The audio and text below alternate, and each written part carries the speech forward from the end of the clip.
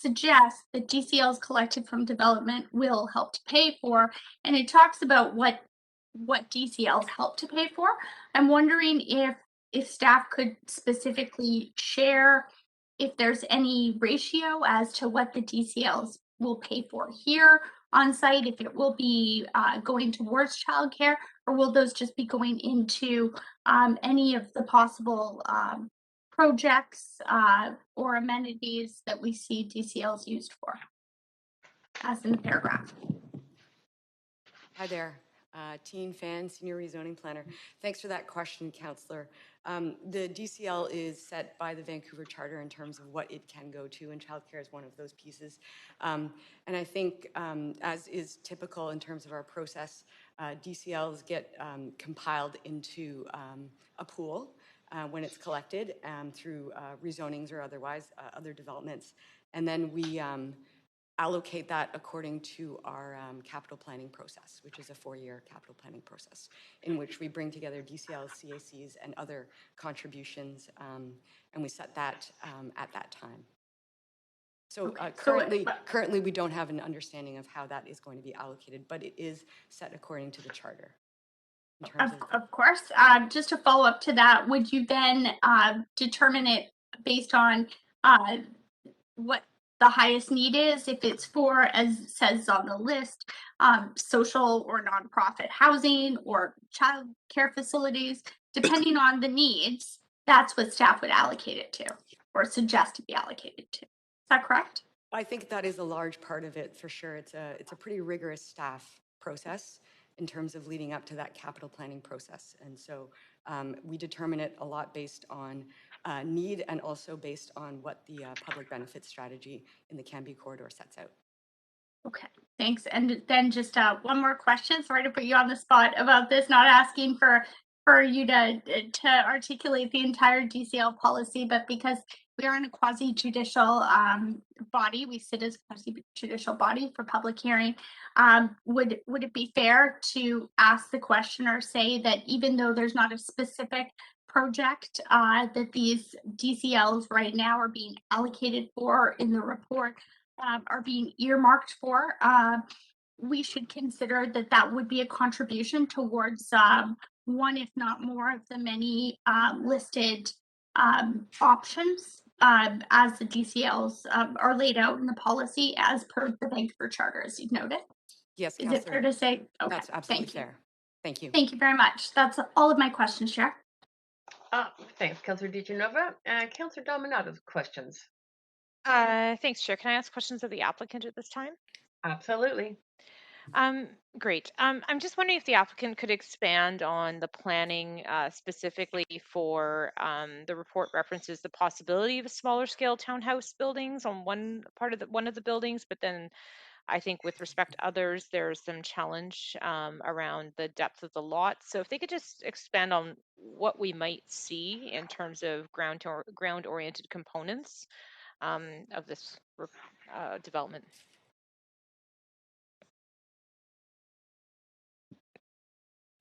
Councillor, this is Tim Young from Peterson. The buildings, in terms of ground-oriented development, because there is no commercial retail in this type of development, the 3 buildings will all have ground-oriented garden suites. The intent would be that they would have fairly generous decks with a slight step up to delineate the public and the private space. But as currently designed, we are not anticipating putting any townhomes in the project. So I'm happy to elaborate further if you have further questions. I think just for clarity, I'm referencing the report, and it talks about smaller scale townhouse building located at the lane. So that's not accurate. That's on page 6 of the report. I believe that's that's a reasonable question, Councillor. Just reading the report now, my understanding is that is referring more towards the Cambie corridor plan and not specific to this project per se. Okay, that helpful to have that clarity because the way I had read it was specific to this project. So appreciate that. And then in the context of the overall development, what percentage is geared at families? Currently, in terms of 2-bed plus, we are at 66%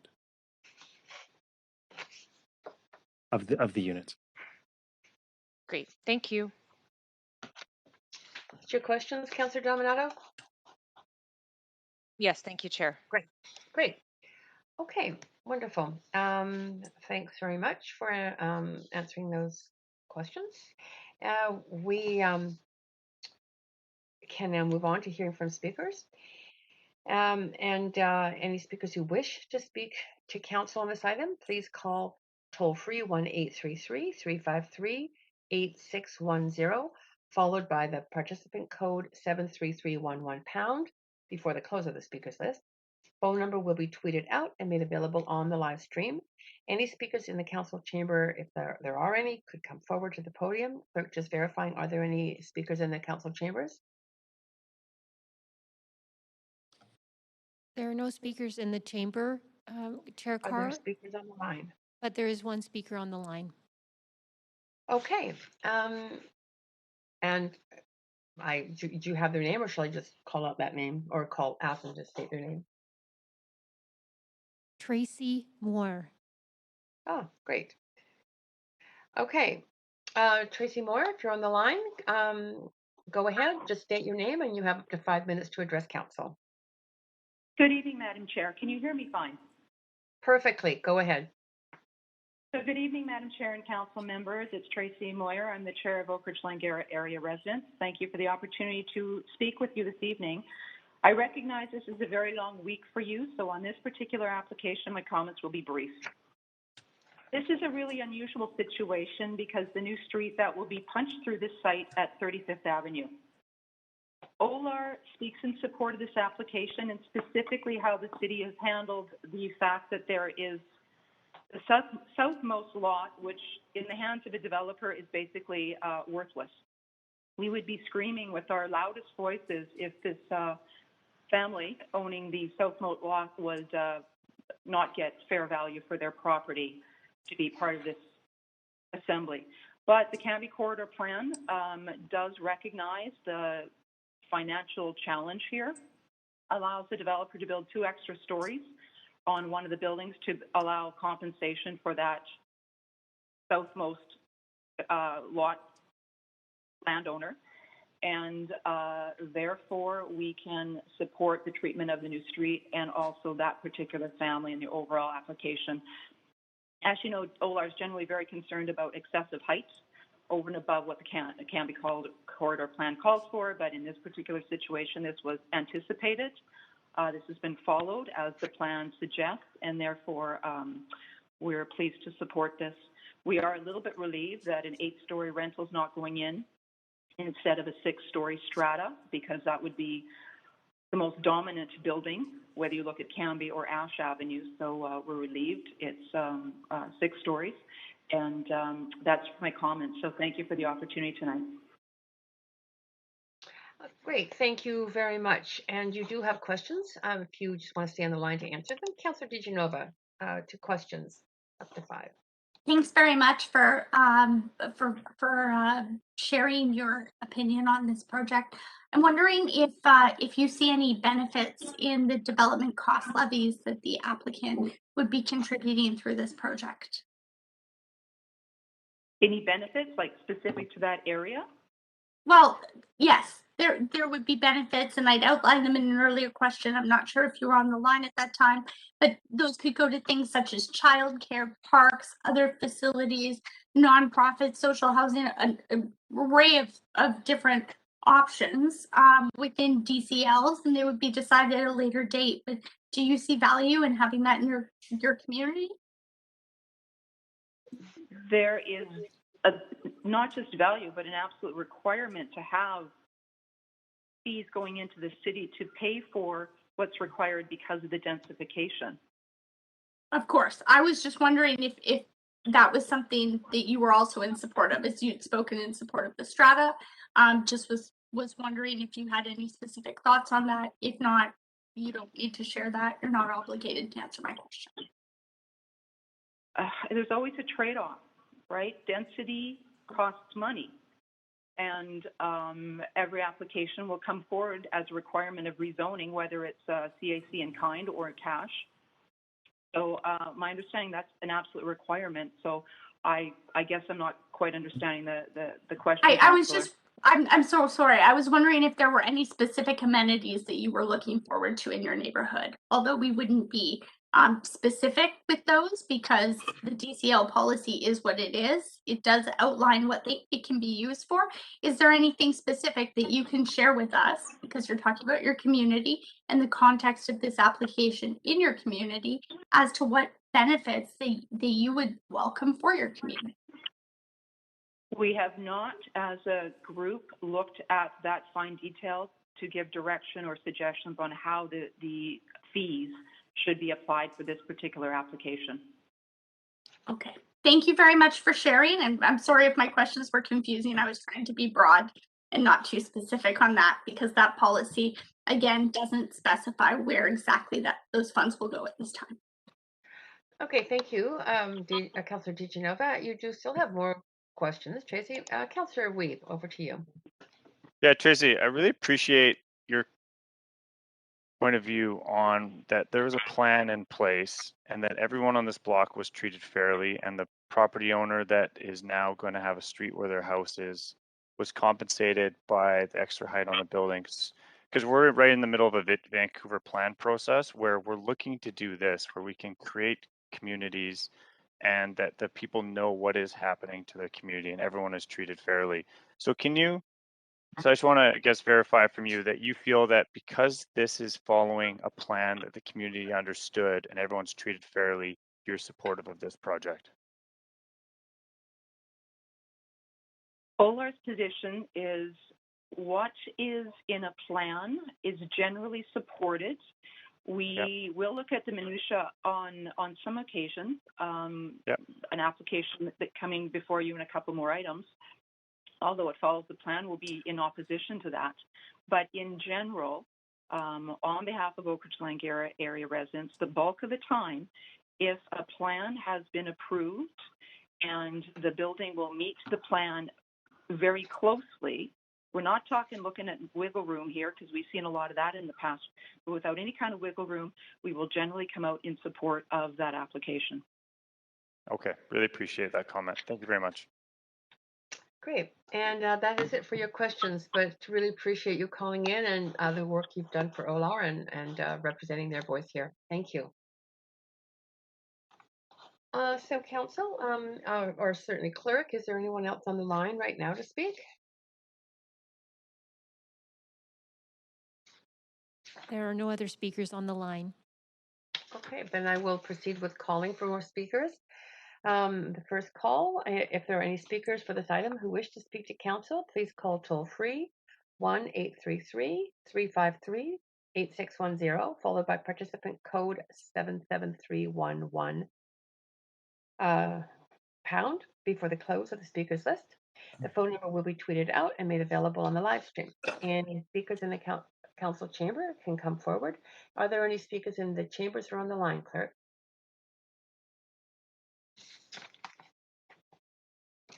No speakers are in the chamber and no speakers are on the line. Thank you. I will call a second time. If there are any speakers for this item wishing to speak to council, please call toll free 1-833-353-8610, followed by participant code 73311 pound before the close of the speakers list. The phone number will be tweeted out and made available on the live stream. Any speakers in the chamber, come forward, or on the line. Any speakers on the line, clerk?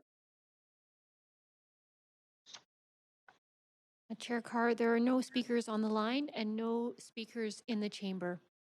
Thank you. So this is my third time. If there are any additional speakers for this item who wish to speak to council, please call toll free 1-833-353-8610, followed by participant code 73311 pound before the close of the speakers list.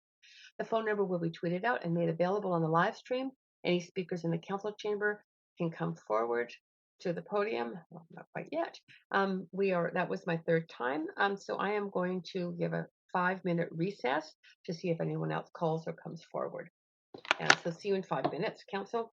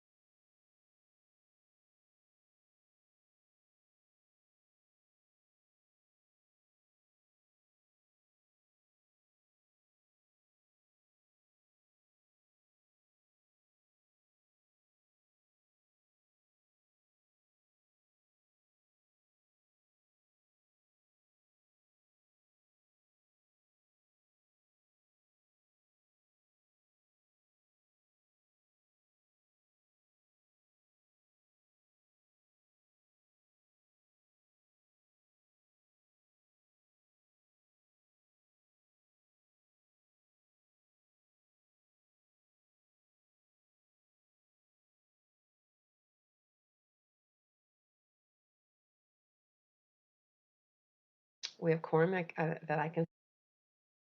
Is that right? Great. Welcome back, everyone. So, as first, clerk, are there any other speakers either in the chambers or on the line?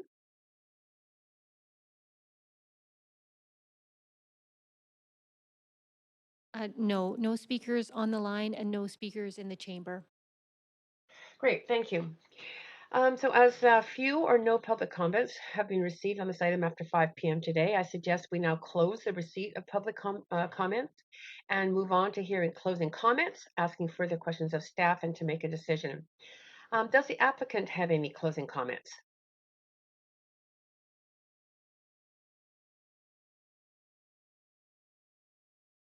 Tim Young from Peterson. We do not. Thank you. Thank you. Staff, do you have any closing comments?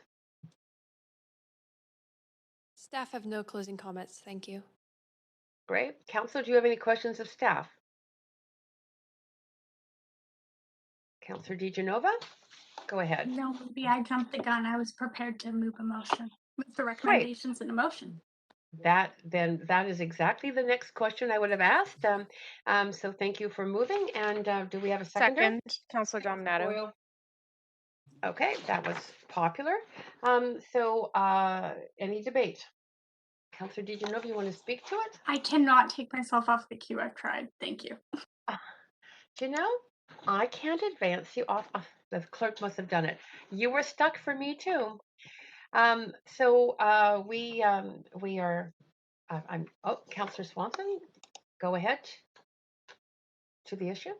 Yeah, I'm going to vote against this, because it's 133 strata. We're still not dealing with affordability in the Canby corridor. We did get a report on that it basically says we won't get information on how to deal with more affordability until phase 3. And meanwhile, we're rezoning all this land for expensive strata. So that's where I'm at. Okay, that's good. I think that's the end of speakers list on this item. So clerk, could you move us to a vote, please?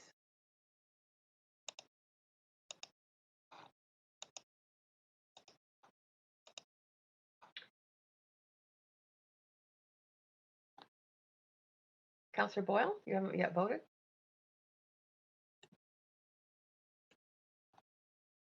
Okay, that passes with just one in opposition, which is Councillor Swanson.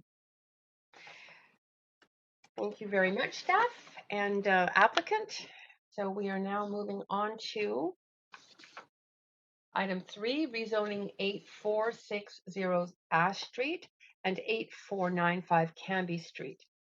Just start off first by asking if anyone has a conflict of interest on this item 3. Seeing none, clerk, will you read the application and summary of correspondence received? This is an application by Intracorp Ash Street Developments to rezone 8460 Ash Street and 8495 Canby Street from R2 Residential District to CD1 Comprehensive Development District to permit a mixed-use development with 16-story, 27-story, and 31-story buildings with ground floor commercial space, 125 social housing units, and 524 secured market rental units. A height of 103 meters and a floor space ratio of 8.26 are proposed. The General Manager of Planning, Urban Design and Sustainability recommends approval subject to conditions set out in the summary and recommendations. The following correspondence has been received since referral to public hearing. 23 pieces of correspondence in support. This represents all correspondence received up to 5 p.m. today. Great. Thanks so much. I'm just going to start off by asking or letting people know that they can speak to the item. So if you do wish to speak, please call toll-free 1-833-353-8610, followed by participant code 73311#. And do that before the close of the speakers list. The phone number will be tweeted out, made available also on live stream, and there will be an opportunity for those on the phone or in person to speak at the end of the registered speakers list. We have Scott Erdman, Rezoning Planner, Rezoning Center of Planning, Urban Design and Sustainability, here to present the application.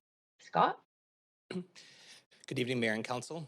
Just want to double check first that you can hear me and that you can see the presentation on your screens. All is good. Right? Good evening, Mayor and Council.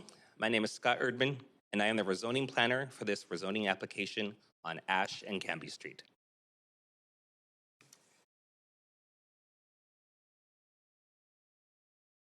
The site is an L-shaped property between Ash and Cambie Street, just south of Southwest Marine Drive, shown in red on the map. The site is home to the Ashley Marr Housing Cooperative, a residential social housing co-op, and is currently developed with 54 two-story wood-frame townhouses built in 1983. There are multiple other existing social housing and co-op developments in the area just to the north. Marine Drive Station is 1 block to the east, and several new mixed-use towers have been built surrounding the station, ranging in height from 14 to 35 stories. Blocks to the south and east are zoned for light industrial uses, and there is also an active rezoning application for the Denny site directly across the street to the west. The site is close to several neighborhood amenities, including Ash Park and Marple Oak Ridge Family Place, both just 1 block to the north. The site is well served by transit, being located 1 block away from the Marine Drive Canada Line station and bus loop. Shopping and services are also available at the transit hub. The site is within the Marpole Community Plan, which was approved by Council in 2014. The intent of the plan is to guide and enable positive change in Marpole over 30 years and includes a public benefit strategy. The Marpole plan identified the Ashley Marr site as one where rezoning can be considered to renew and increase the stock of existing social housing. New development was anticipated to be up to 12 stories in height, with commercial uses on the ground floor fronting Cambie Street. Projects can include a market housing component to assist with funding. The plan also noted that modest increases in height and density can be considered to help with project viability.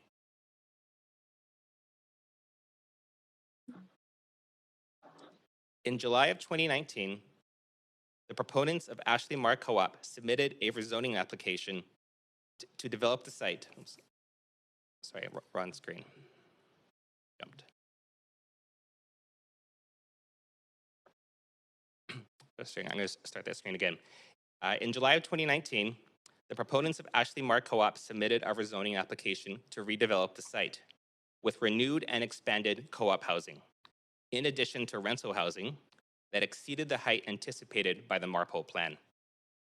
A rent roll provided by the co-op indicates that the housing charges for existing residents meet the city's definition of social housing. In February of 2020, staff brought forward an issues report for Council's consideration, seeking permission for staff to review the Ashley Marr rezoning application and consider other inquiries in the area to enable more social and rental housing. The issues report also included criteria for evaluating these proposals, and the recommendations of the report received support from Council. In response to Council's approval of the issues report, staff undertook an urban design review of the site and surrounding area and identified several urban design objectives to inform review of this proposal. The objectives include opportunities to enhance the area as a unique gateway into Vancouver for people traveling on the Canada Line, provide additional height in line with the other towers already built around the SkyTrain station, and enhance the connection to the Fraser River through green infrastructure and the existing tree canopy. These broad urban design objectives resulted in a revised design for the proposal. The revisions included shifting the proposed building height to the Cambie Tower to enhance the gateway experience when traveling on the Canada Line, adjustments to the form and massing to improve overall urban design performance, and retention of at least 9 mature trees, and setbacks and funding for green infrastructure along Ash Street. Should Council approve this rezoning, the urban design objectives will continue to inform future design development through the conditions of approval in Appendix B. Following the issues report, staff received a revised rezoning application for the site in January of this year. The proposal before you tonight includes a 16-story building to become the new home for the Ashley Marr Co-op. It includes one-for-one replacement of the existing 54 units, plus an additional 71 units, for a total of 125 social housing units. The renewal and expansion of the co-op is supported by the provision of rental housing on the site in a 27-story and a 31-story building with 524 secured market rental units. Both the social housing and rental housing units exceed the family room requirements, and rooftop common amenity spaces are proposed for all 3 buildings. The proposal also includes 1 commercial retail unit fronting Cambie Street, a mid-block connection on the south end of the site, and an overall density of 8.26 FSR. If approved, this project would generate over 2,200 off-site and on-site construction jobs. Under this proposal, the Ashley Marr Housing Co-op would continue to own and operate the replacement and expansion units in their new building. The high degree of affordability would be maintained in their new building, with 85% of the units proposed to be rented to households with incomes at or below housing income limits. 60% of the units would be family units, exceeding the city's minimum requirements. A term sheet was developed by staff and the applicant team to guide the future operation and maintain the affordability of the co-op. The applicant has provided a resident relocation plan that meets the city's tenant relocation and protection policy. This plan ensures that housing affordability is maintained in both their interim and future units in the new building, with existing members being able to return to their current housing charges that are no more than 30% of their household income. The co-op members will receive support with their relocation needs, including any special circumstances that residents may have. Ongoing communication and engagement with the members has taken place at every stage and will continue for future project stages until completion.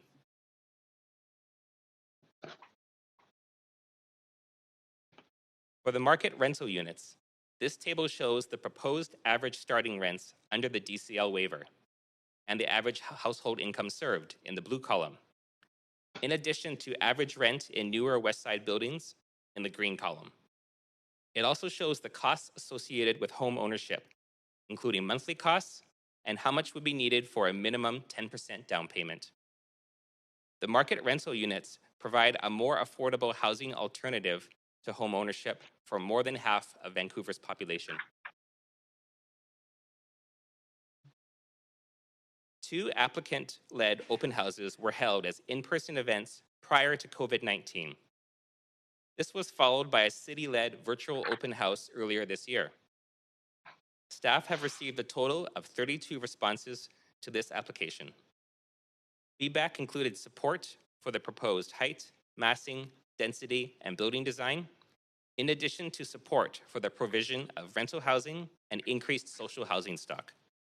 Concerns included comments regarding the building's height, massing, and density, for potential parking and traffic impacts on the area, and the lack of neighborhood public amenities. Staff have reviewed the comments and, using the guidelines of the MARPO plan and the criteria in the issues report, have determined that the proposal is an appropriate design response given the surrounding high-density context, while recognizing that the proposed density is needed to ensure the viability of the co-op renewal and expansion. Conditions have been included to further improve the design of the proposal.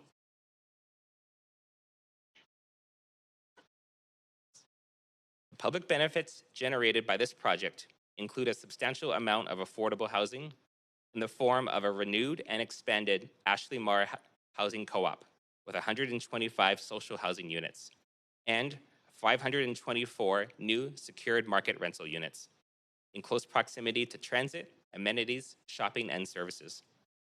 In addition, the applicant will also be required to pay DCLs and provide a public art contribution. In conclusion, this proposal is consistent with the affordable housing goals of the Marpole Community Plan and the evaluation criteria of the Ashley Marr Issues Report.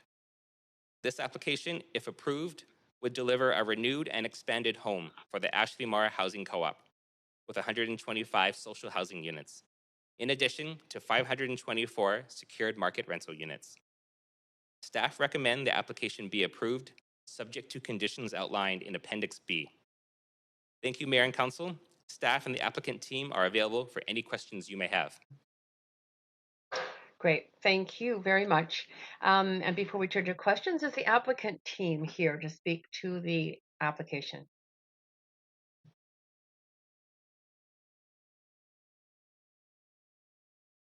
Hi, Mayor and Council. It's Evan Allegretto from Intercorp. Great, welcome. We do have a presentation. It's going to be a combination of 3 people. I just want to make sure everyone's on the line before we start. For sure, no problem. So the owner's rep and the board are here.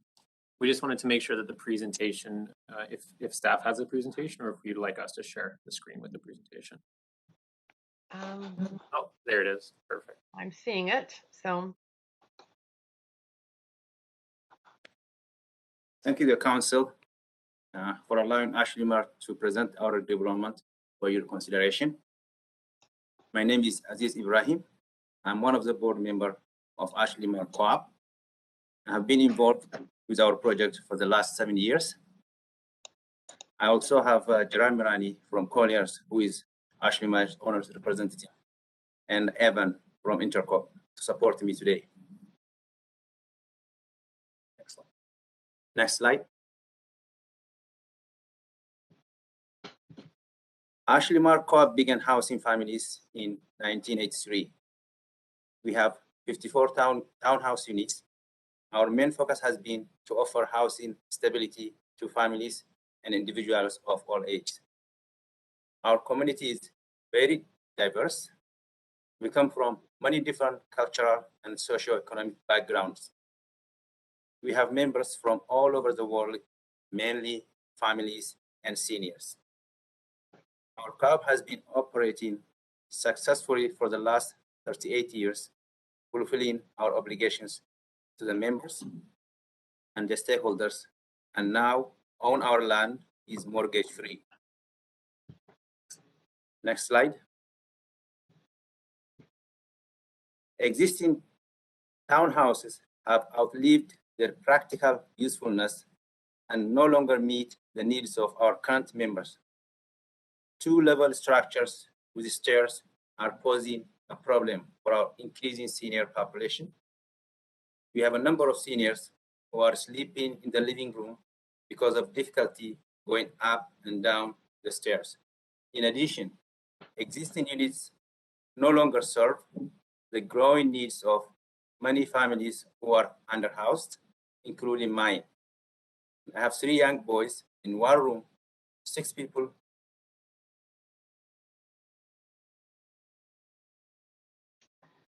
We're not hearing you right now. Yeah, I get a little bit emotional, council. Oh, I'm sorry.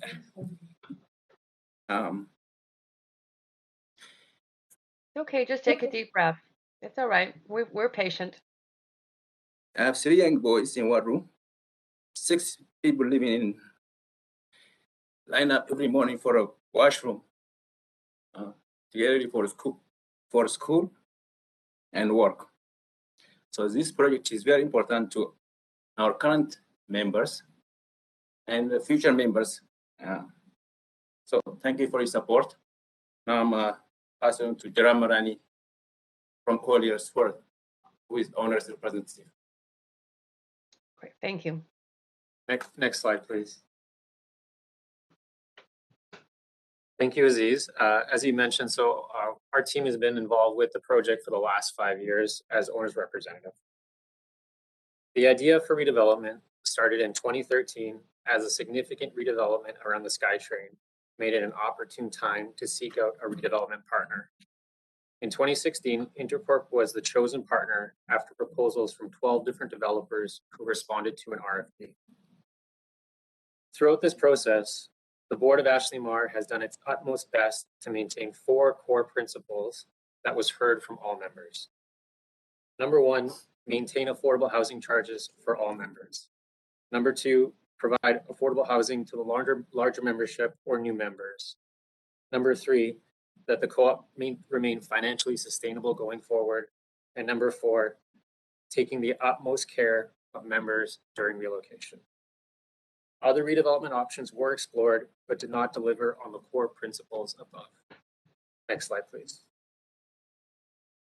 It's important that Council knows that Ashley Marr has been the driving force throughout redevelopment.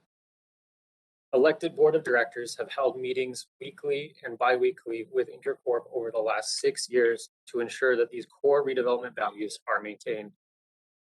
Since 2013, thousands of hours of time have been volunteered by various members of the board to get to this point. The board has engaged in meaningful consultation with all members to try to make the new building an accurate reflection of the democratic values of the co-op.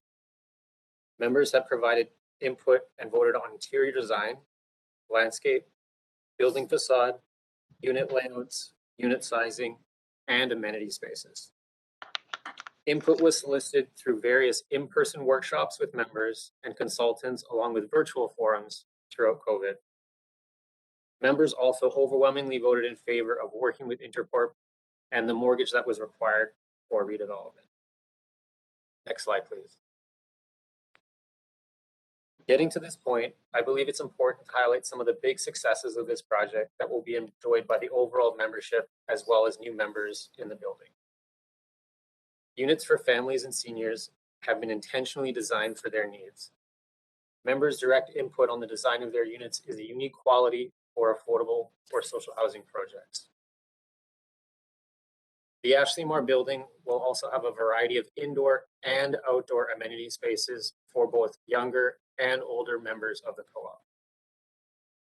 And most importantly, that affordability for members will be guaranteed going forward. Next slide, please. Taking care of members' needs has been at the core of this redevelopment. The project budget has ensured that no member has an increase in housing charges during relocation while adhering to the City of Vancouver tenant relocation framework. Items like moving, deposits, transferring services, etc., have all been taken care of for members during relocation. There will be no out-of-pocket expenses. As many of the members have school-aged children, the members have begun the tenant relocation process early in summer 2021 to avoid families moving during mid-school year and the disruption that would cause.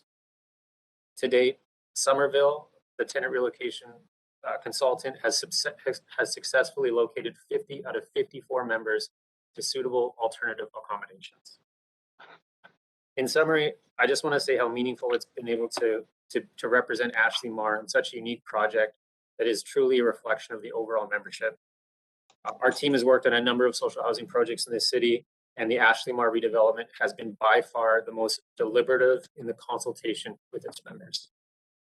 Thank you, Mayor and Council, for considering to support this very important project, and I'll turn it over to Evan Allegrado from Intercorp to say a few last words.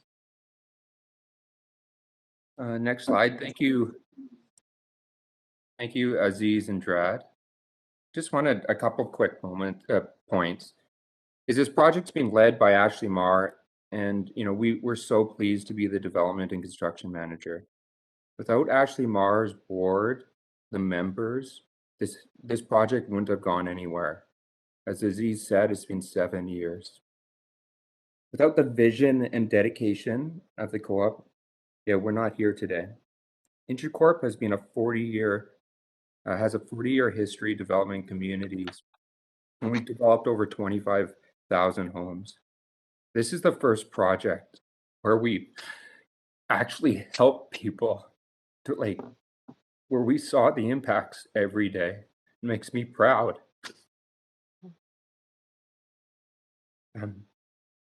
This project, is quadrupling the amount of rental with doubling the amount of co-op units. Anyways, we're thankful, Mayor and Council. Sorry, Aziz made me emotional. But we're so pleased to be here because We're so proud of what we're being able to deliver for the co-op. Right. Thank you very much. Thank you. And you don't have to apologize for being emotional and proud over a project. You do have questions, or there are questions from councillors, quite a few councillors. So I'm going to, and these questions, councillors, can be to either the applicant or to staff. Councillor DiGenova, you are first, up to 5 minutes.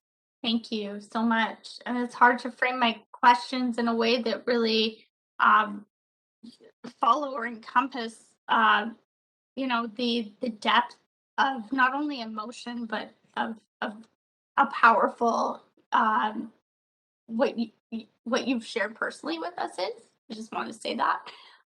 But because we are sitting in a quasi judicial body, and I have to base this on policy and the application before me, forgive me if my questions seem technical. But I'm wondering if you can share to me how important it is to you. You know, we just dealt with another project that was Strata, and we're looking here at ownership and rental. And in the current context of the policy that we would be looking at if we didn't consider the issues report that was brought to us, and I'm very much appreciated by our city staff and want to thank them. I'm just wondering, would you have been able to work within the current policy at all? So what we're considering tonight, we wouldn't be able to consider. Is my understanding that we would only be considering strata, and there wouldn't be that opportunity for rental housing or inclusivity or affordability, or maybe even the community you speak of. Would either of you like to share or answer that question? Or maybe Evan, I should let you kind of delegate. My apologies. No, that's okay. I think I can answer that one.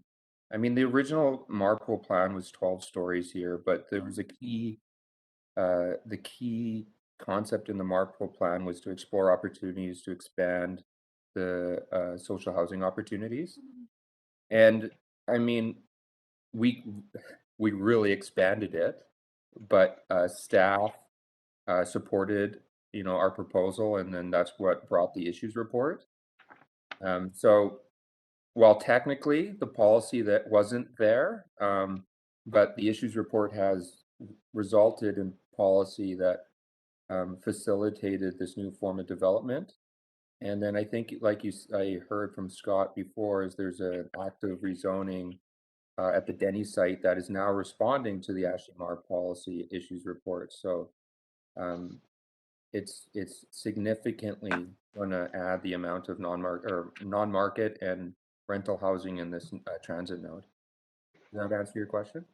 It does. And do you hope you pave the way for others who are trying to, include nonprofits and co-ops and inclusivity and amenities and benefits as you've described so personally to us? Well, I hope so. Like, I think you heard blood, sweat, and tears went into this project, and it's not over yet. And and again, I want to thank the co-op. Like, they had the vision to take this on, and without the leadership at the co-op, it would be we wouldn't have been here. So I would say, the one thing for other nonprofits out there doing this is, it's a long process, and you have to continue to always work hard, and staying committed will get you through it. Okay, thanks. And even if that's a partnership such as the one you have, I'm hearing that loud and clear for them making notes on this.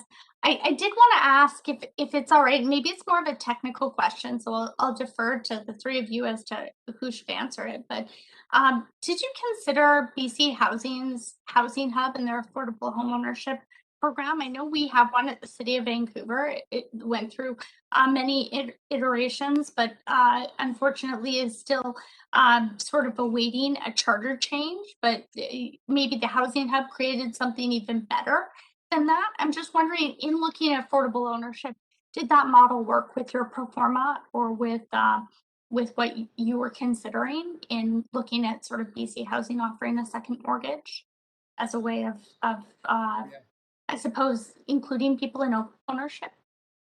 So it's really hard to mix the different ownership structures in buildings with even if it's affordable home ownership and rental.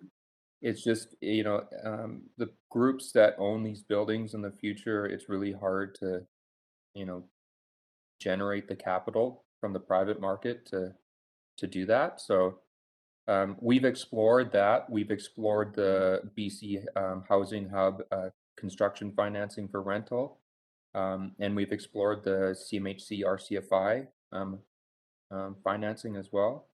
We're going to continue, if we're successful tonight, we're going to continue with working with BC Housing and CMHC after the fact, which would result in more affordability in the market component, which is a condition of both of those programs.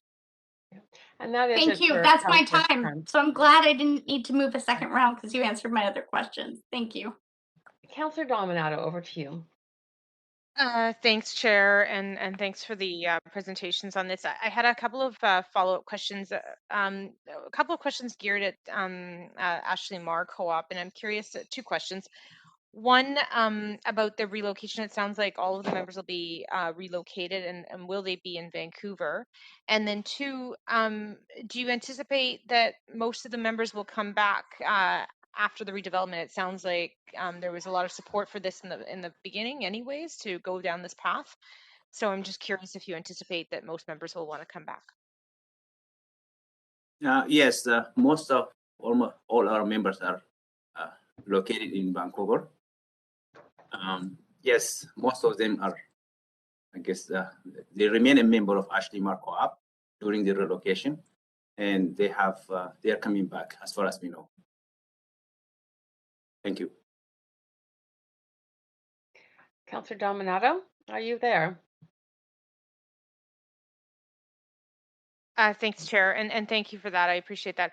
I also wanted to circle back on the Evan around the retail commercial. I think it referenced in the staff presentation that there was one commercial unit at grade. Is that right? Did I understand that correctly? Correct. It's on Canby Street. On Canby. I'm curious from your perspective if there was an opportunity to include any other units, or is it just given the design and space there fronting Canby? If you could just comment or expand on that, that would be helpful. Yeah, I mean, the frontage of the Canby Street building is not that long. So when you put the lobby of the residential building, there's just a lobby, and then the remaining amount of the frontage is a commercial unit. So, I mean, we say it's one commercial unit, could be subdivided or split into two. But there's just not a lot of frontage along Canby. There's a lot more on Ash Street, but there's no plan. The plan is not to include commercial on Ash. Thanks for clarifying that. And just I don't have the slide in front of me, but Steph had a slide up and it was just referencing the rents that are anticipated, and that they're comparable to what we would anticipate for rents on the west side. Is that correct? Did I read that correctly? The DCL rates are are pegged essentially to the CMHC average rates on the west side of Vancouver. Okay, thanks. That's all my questions right now, Chair. Thank you. Thanks, Councillor Dominato. Councillor Kirby-Young, over to you for up to 5. Yeah, thank you. And I'm going to direct my questions to Evan to start if I can. And the first one is just really an understanding, because this is a really unique project, as you said, and it's just understanding the model of how you're able to deliver this. So I've got a few questions. I'll try to fire through them quickly.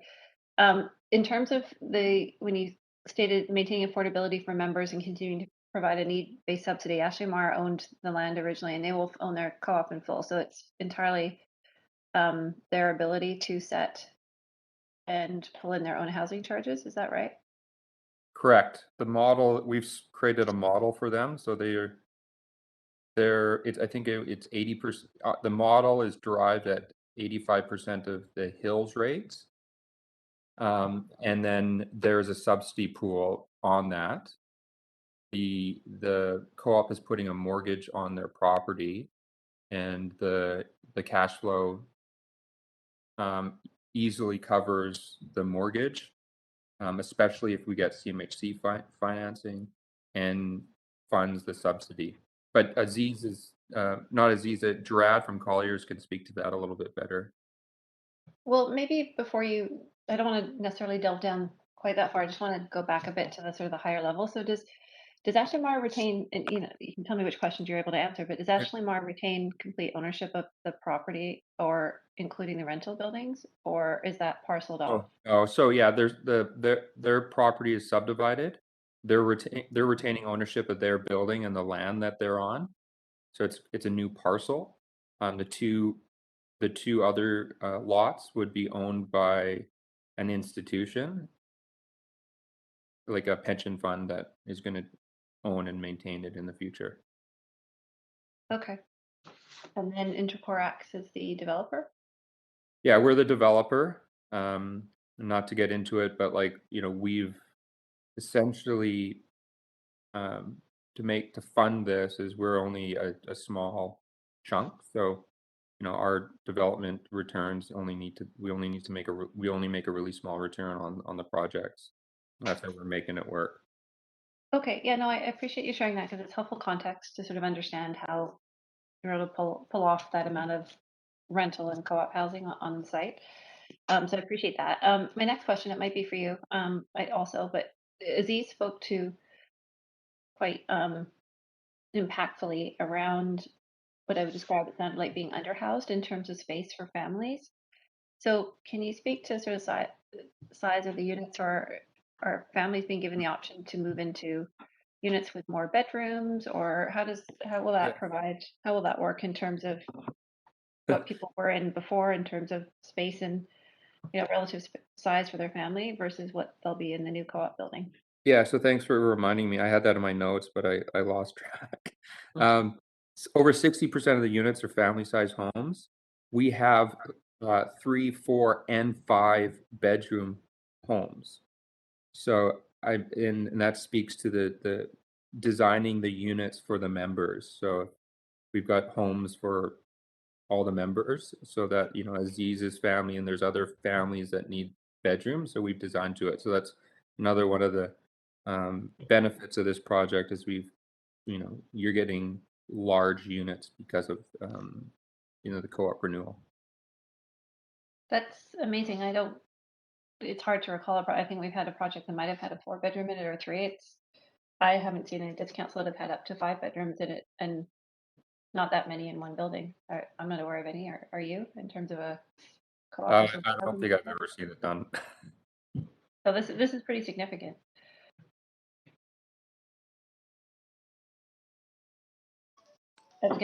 That was sort of I guess a question versus a comment. This is pretty significant in terms of Yes.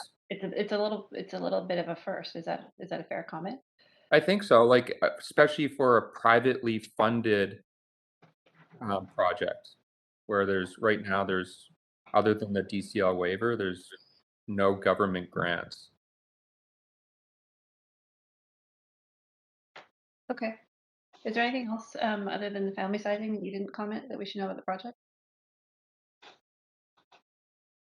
I mean, maybe I'll ask Gerard and Aziz if you guys had anything else to add. There's not very many seconds left, only 10, unfortunately.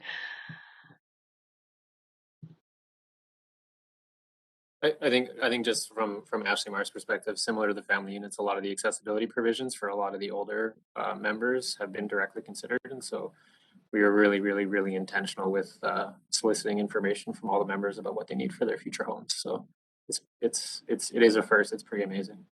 Thank you very much. Great. Thank you, and thanks, Councillor Caribbean. That is your time. On to Councillor Weeb for up to 5 minutes. Yeah, I have a couple questions. The first one is on the relocation. Are members of the co-op paying the same rate that they're currently paying throughout this process? And was there funding to do the transition? Yes, all the members are paying their current housing charges. We're topping up the difference, and all of the members are housed based on their occupancy requirements in their co-op. So if you needed a 5-bedroom, you'd be in a home. Yeah. Okay, and then can you talk a little bit more about the 85% hills that and the subsidy pool. So they've sold off 2 parcels of property and they put a mortgage on their property. So can you just talk a little bit more about the financing of the co-op and how it's going to be sustainable? And are they able to bring in low housing charges to ensure that there's families that are at a lower end of the income bracket would be able to become members and be part of this community? Brad, do you want to take on that? Aziz? Yeah. For Aziz from Ashley Mark Co-op. Yeah, we have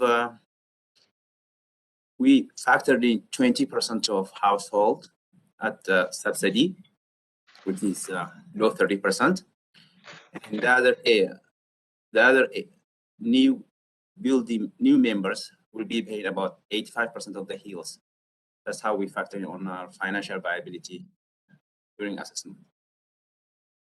Okay, so 85% of hills is still pretty high. So recognizing that you've been able to sell off both sides, there wasn't an ability to find a model where you could reduce that to a lower amount, or is it the housing charges, or what are the biggest charges that are not allowing you to be able to provide lower rents? I think to add to that, I think the subsidy pool gets people down as low as like shelter rates. Oh wow. Okay. Yeah, it's based on need.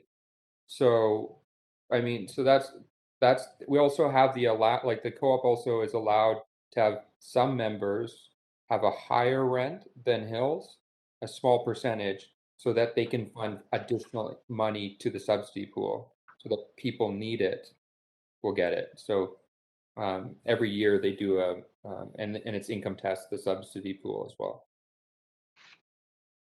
Okay, that's good to know. I guess the other one you talked about in the project about how you wanted to connect, I think it was to staff, connect this project better to the Fraser River. I know you talked about a tree lined along the one street. Can you tell about what other elements are connecting this to the land and waters of the surrounding area?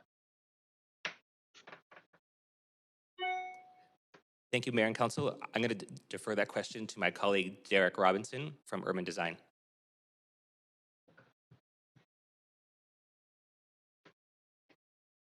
Good evening, Council. Derek Robinson, Development Planner. I would say the primary connection to the Fraser River with this project directly would be through the Park Connector Street. And so through revisions, through the rezoning application, there was a revised submission that was made, and several improvements came out of that. And so one was a setback of the parkade, which allows a stormwater tree trench within the Ash Street right-of-way.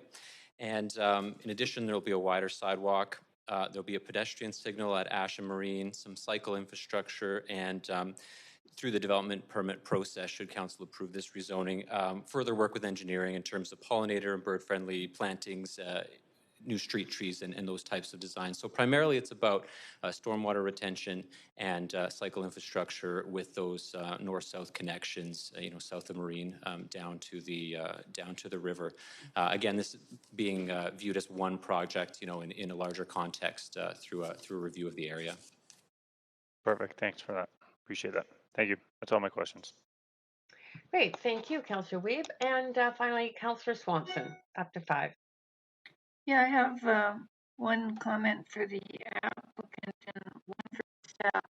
So for the applicant, you're breaking up just a bit, Councillor Swanson. If you could just get a little closer to your mic. Okay. For the applicant, what is the size of the units for seniors? I don't know off the top of my head. Gerard, would you know? But the units, like I think in the policy report, there's a range of units, the sizes of the range, and I'd say generally speaking, the 54 replacement units are much larger than what I would consider market. And then the additional units are more closer to like the DCL waiver size policy sizes. So would they be more like studios? No, like that's like I said, it's 60% family housing, so that's 2 bedrooms and larger. No, The seniors? the ones that are for seniors, So I think like the all single the senior. yeah. So I mean Aziz can speak to this more, but the people will move around based on the needs. All the current seniors, um, I can't remember if Aziz, do you mind speaking to that? If they're moving to Evan, we've got Perkins and Wills here. If you want, we okay. can. Oh yeah, that'd be Sean, great. if Sean is available, or David.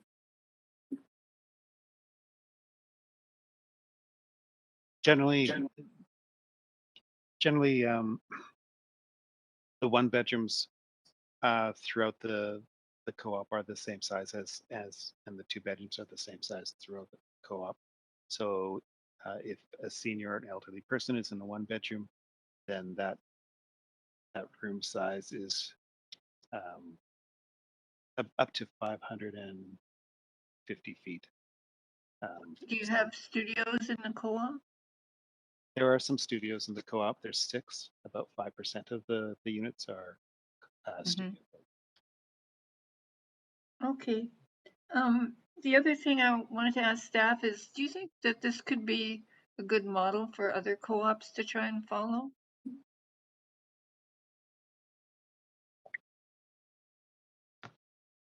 Thank you, Councillor Swanson. I'm going to defer to Dan Garrison from Housing to respond to that question. Hi, Councillor. Thanks for the question. Dan Garrison, Assistant Director of Planning for Housing Policy. Yeah, I mean, I think partnerships like this one for the redevelopment of sites like this, particularly aging non-market housing sites, could be an approach that could be used going forward. There's really 2 approaches you can consider. One of them is a fully non-market approach, a fully social housing approach, which of course would rely on senior government funding. That's not of course available in every circumstance, and so in sites where some heightened density are appropriate, such as across the street from a transit station, there will be opportunities to repeat a model like this going forward as we look at expanding the supply of affordable housing and also looking at the pressures on co-ops and existing nonprofit housing providers with regard to the pressure to renew the stock. So we could see other sort of public-private partnerships like this going forward in places where the more heightened density are appropriate. So one more question is, the 85% at Hills is actually quite remarkable. It's a way higher percent of lower income people than our social housing definition of 30% at Hills requires. So how is the co-op able to do this? Is this because of anticipated profits from the rental housing? Well, I think there's a couple of factors that are factoring into that. One is that the co-op is providing the land. They now own the land as the co-op members. As Aziz said, they now have the land with no mortgage on it, and so It's not leased from the city. so they can contribute the land at no cost to the project or as an equity contribution to the project. But the other factor is in fact the increased density for the rental, which generates value, which is going towards the project, which helps them to keep the need to the size of the mortgage, the size of the financing they need down, and so that allows them to charge deeper affordability, lower housing charges. Okay, thank you. Yep, that's it for your questions. So thank you very much for those, and thank you for answering, Aziz, Brad, Nevin, and staff. And we are now, Council, moving on to hearing from the public. So I'll first just call the numbers. If there are any speakers wishing to speak to Council on this item, please call toll-free 1-833-353-8610, followed by participant code 73311# before the close of the speakers list. This phone number will be tweeted out and made available on the live stream. And so, Clerk, I'm wondering if there are any speakers in council chambers or if there are any speakers on the line. I know we do have some speakers on the speakers list, so wondering if they are there. Speaker 1 is not on the line. We have speaker 2 who is in the chamber. Great. David Wilson, then, if you want to come to the podium.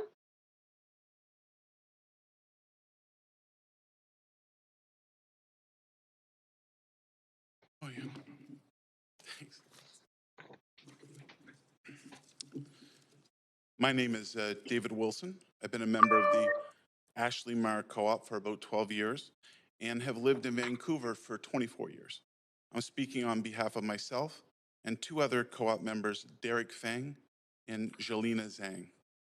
Our position is that the Vancouver City Council vote no on the rezoning application for 8460 Ash Street and 8495 Cambie Street. That it be returned to the planning department until the concerns I bring up today are adequately dealt with. There are two major concerns. The first is the resident relocation plan. It's inadequate. It does not match the economic realities of our city. The spirit of the resident relocation plan is to give displaced members an opportunity to stay within Marpole, excuse me, and Vancouver. Number two is ambiguous language surrounding how members will return.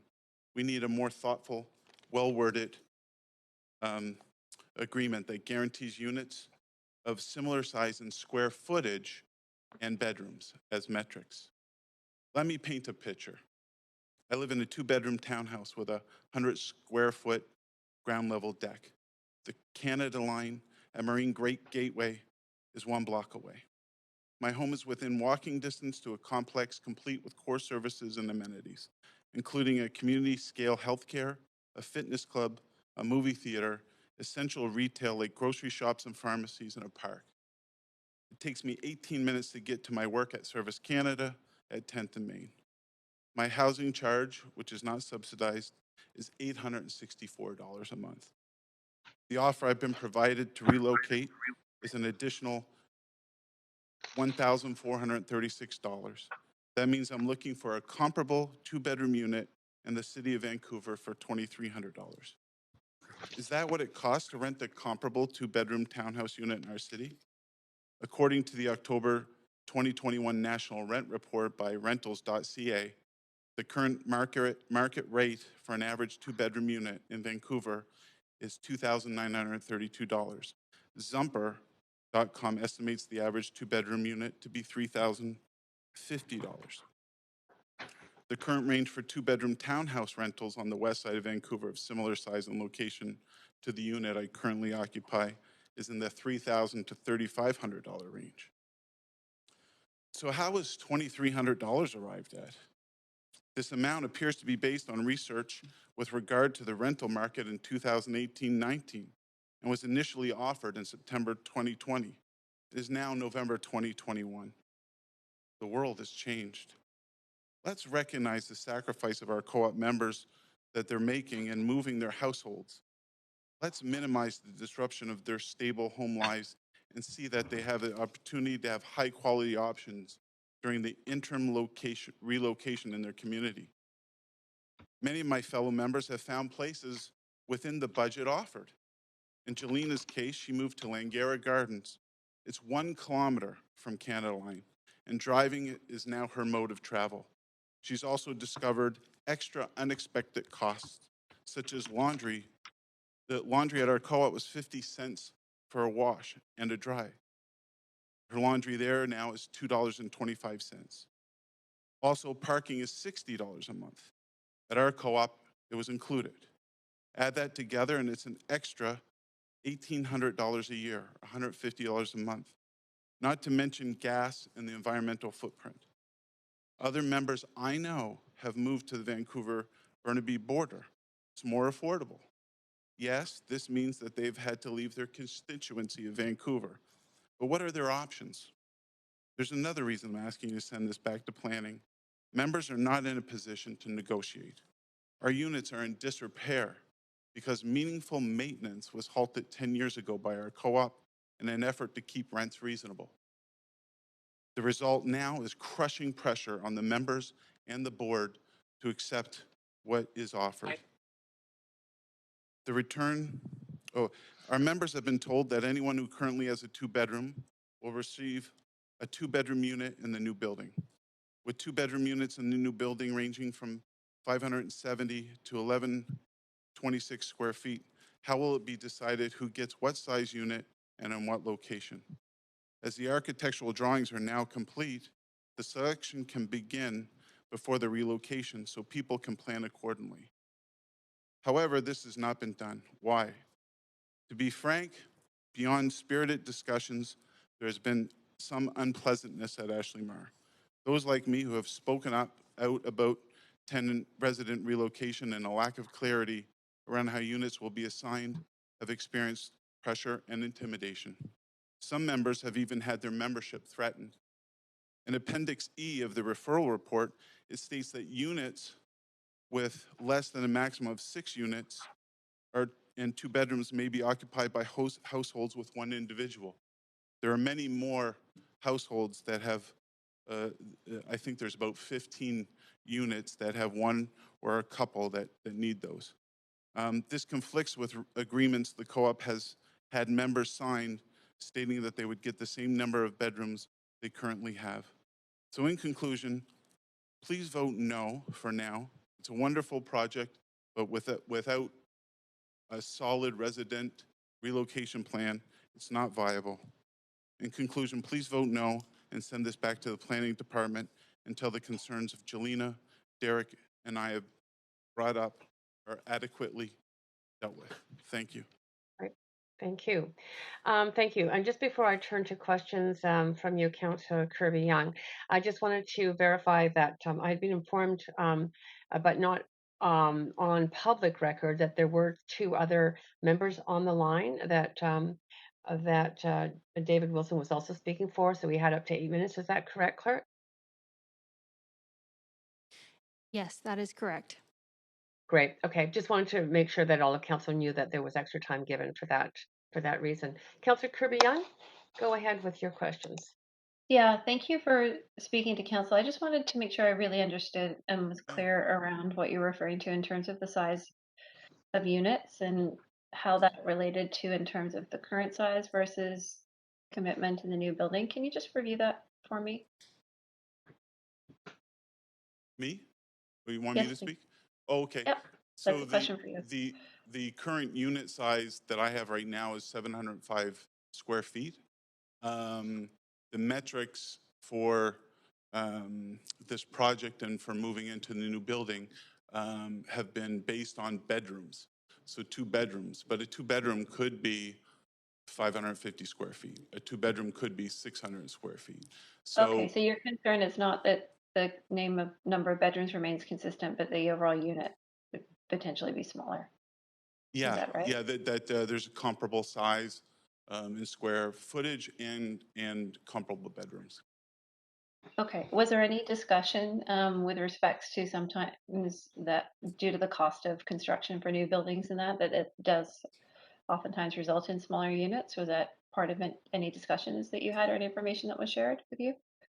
Yeah, the proposed agreement that they've asked us to sign states that we'd be moved upon the return to the new building, that we would get the same amount of bedrooms, but that doesn't state how many square footage. So No, yeah. I understand that. I Oh, just wonder if there was a discussion that because oftentimes like it's more expensive now in terms of construction to construct the building, so the units often end up being smaller. And I'm just wondering if that information was if that was explained to you. Is that I'm assuming that's probably the rationale. yeah, I'm not. I wouldn't be able to speak to that. Okay. Thank you for speaking to council. Appreciate it. Great. Thank you. Thanks, Councillor Kirby-Young. And that's it for your questions. Thank you, David. I thank you, Jelena and Derek, for being on the line, also to form part of the delegation. Clerk, I'm moving on to the other speakers. Is Speaker 3, Carissa Darlene, on the line? Speaker 3 is not on the line. Okay, thank you. Speaker 4, Jean McDonald.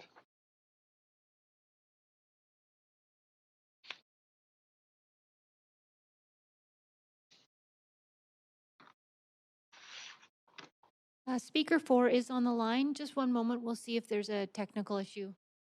Thank you.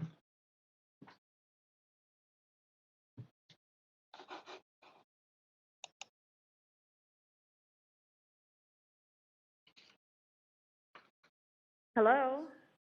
Yes, hello. Is this Jean McDonald? It is.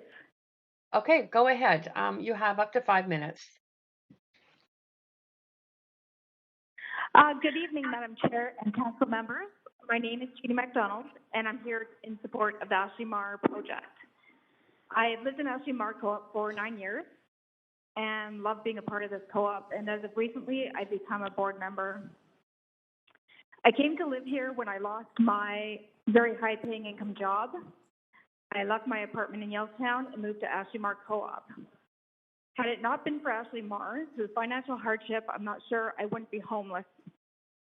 I'm grateful to have affordable housing and being close to transit, which has made it easy for me to get to work.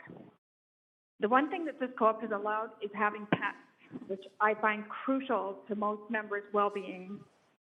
My dog is everything to me. I mean, my boyfriend too, but definitely my dog.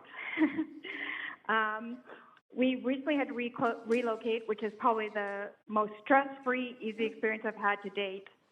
I was able to secure a rental in a 2-bedroom, brand new rental in the River District, which is 10 minutes away from Ashley Mar. It has allowed me to keep my dog, which was a big concern for me.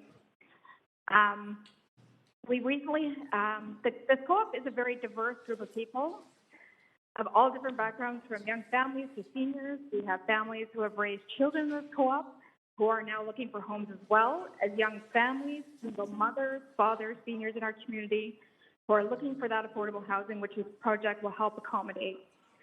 We've had a chance to go from 54 townhouses co-op to a 125-unit co-op with more amenity spaces, which again, this will help alleviate a huge need in our community for affordable housing. And I can't stress enough how important this redevelopment is for our members of our co-op. Thank you very much for listening. And thank you very much for taking the time to speak to council. We very much appreciate it. There are no questions for you tonight, but you spoke very clearly. Thank you. Thank you. I'm moving on to speaker 5, Sean Sullivan. Is Sean Sullivan on the line? Yes, I am. Can you hear me? Yeah, perfectly. You have up to 5 minutes to speak to council. Excellent. Thank you, Madam Speaker and members of council. My name is Sean Sullivan. Do I have an echo? You have a tiny bit of an echo, but it's fine. We can hear you clearly. Okay, great. So yeah, I've been a member of the co-op for the last 12 years. I've been on the board for the last 8 years. I was one of the ones that was approached by Colliers with this opportunity. And right away, I was excited. I have 2 young boys, and they've grown up in the co-op and have made many friends. We've all flourished. It's an amazing experience for all the 3 of us.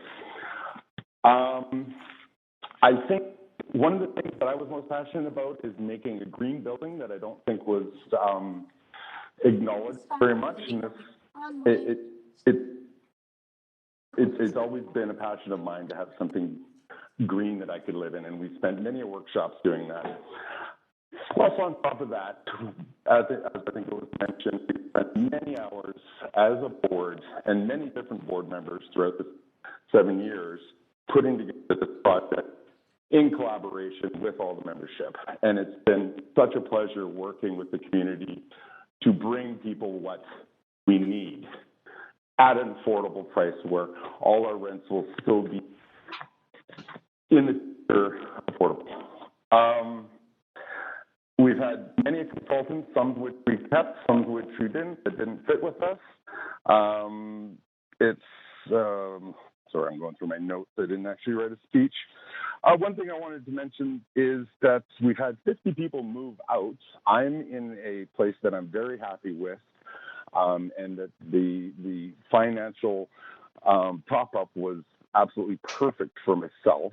Another thing that I wanted to mention is in regards to the new units, or the replaceable units, I think there was a misconception that the people may be moving into smaller units, where we've allotted all the 54 members, original members, will be moving into, they will get first choice of all the units. So if it's an elderly person that wants to move into a studio, they'll get the first choice over the new people that are moving in. and vice versa. If people are underhoused, they'll be able to move into something that is more adequate towards the family size.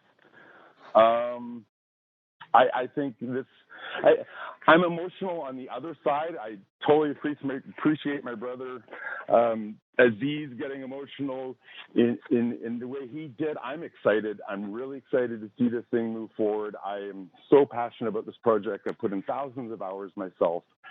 And I'm really looking forward to seeing this thing go through and having our membership move back into the community and seeing it flourish again. It's as was mentioned, it's been a little bit what am I saying? Well, it's the foundation has been moving and shifting, so all the units have suffered because of it. Now we get to move in and create a new community in a hub of Vancouver that has excellent access to the rest of the city. And yeah, this is just absolutely amazing that we've come this far and to have this opportunity and have found the perfect partners and the perfect consultants to create this momentum and hopefully create a precedent for future co-ops that are in the R95 co-op as well. Thank you very much for your time, and I vote support. Great. Thank you. Thank you very much. Very clearly stated. Yeah, there are no questions for you, but very much appreciate you speaking to us. Council, I'm just going to pause for a second. I can only see 5 people on screen right now. I want to make sure we have quorum. I know that one councillor has stepped away for a few minutes. Okay, we're fine. We've got quorum now. Thank you. Or I can see quorum. Great. So we are now moving to the next speaker, 6, Dennis Fan.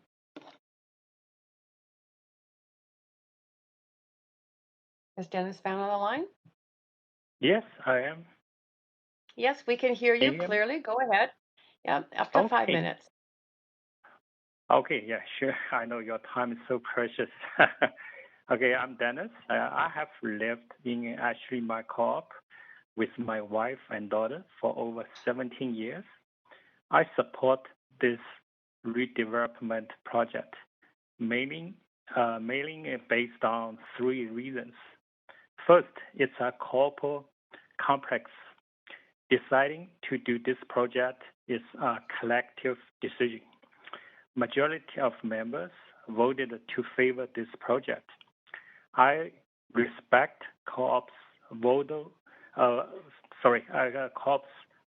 results and support this group decision. Most of us are tired of various repairs. We don't want to experience any major housing problems. The redevelopment will give us a new apartment building, which make us less worries on the future housing problems. Second, the existing members are honored to grandfather their current rent rates. It means that current co-op members' benefits will be protected. The impacts on existing members will be controlled to a minimum level. In addition, the redevelopment will add about 500 market rents and 70 affordable co-op units. Vancouver needs more available renters, especially affordable housing. Federal, provincial, and city governments are all working hard on it. This project meets government's planning.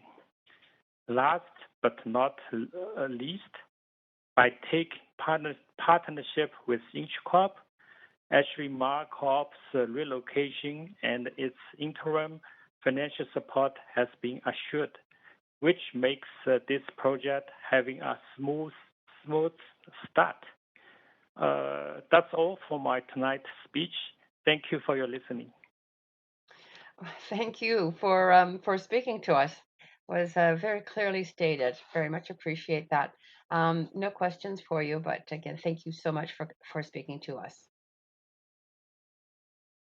Moving on to speaker 7, Ashley Safarik. Yep, I'm here. Great. Can you hear Okay, me? we can hear you. Go ahead, up to 5 minutes. Okay, so I was a single mother moving to Ashley Mar at the age of 21.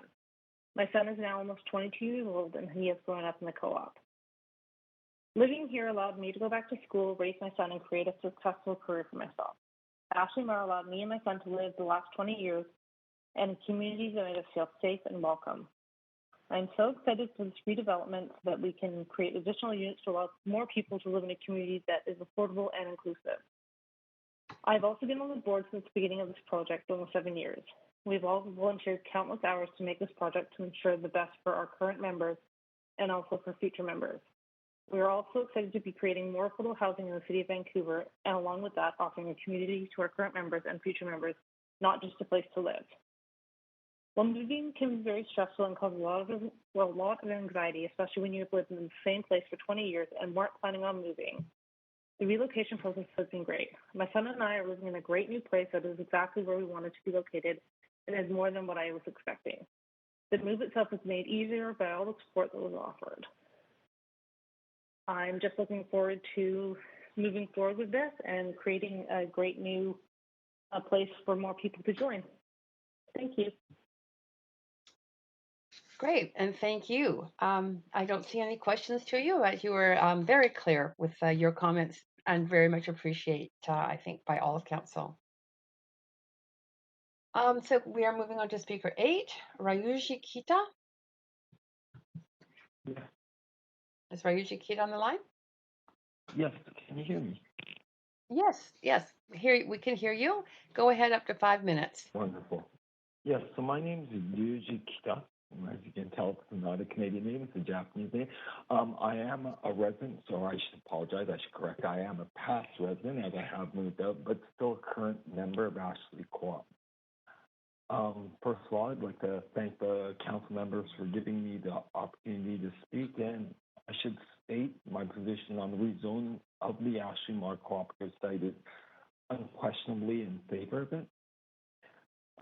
Once again, I'm not very well spoken, nor do I have an affinity towards public speaking, so I do apologize in advance if I do start talking in circles. But I want to ensure my voice is heard in regards to this matter. I myself, I am a second generation member of this co-op. The first being my mother. She was a single mother with 2 young boys. We grew up on the east side of Vancouver. And this co-op itself was only second to my mother in ensuring that we had a comfortable and safe upbringing. Myself being the second generation, I've been a member of this co-op, and so a paying member, I guess would be, for lack of a better term, for the past 25 plus years. I've chosen to continue to live at this co-op so I could be within close proximity of my aging mother. I would also add I was able to raise 2 children, paying both their ways through university, and affording them luxury to start their adult life debt-free. And quite frankly, it's in no small part to being a part of this cooperative. Without it, I don't think I could have done so. I mean, for those who haven't lived in a co-op, it may not be clear as to how it functions and the benefits of it. I mean, co-op is non-profit. I mean, our goal here, when I say our, because I'm a member, our goal isn't to make money for a certain individual or corporation. My apologies to Intercorp, who's helping build the apartment towers, but the benefits are solely for the people that do reside there and for future members of the cooperative. And put it in simple terms, I'm not sure if any of you have lived in an apartment before. I have. I mean, in the co-op, if the fridge breaks, it gets replaced immediately or repaired immediately. I mean, there's no concern as to the bottom line in terms of profit. We take care of our members. I know there's been some concerns, I guess, brought up in regards to income levels of the members, but again, what needs to be kept in mind is all our subsidizing is done internally. So basically, those that make more help subsidize the housing charges of those that, quote unquote, make less. If all were making, quote, less, I guess there wouldn't be a more to balance from that.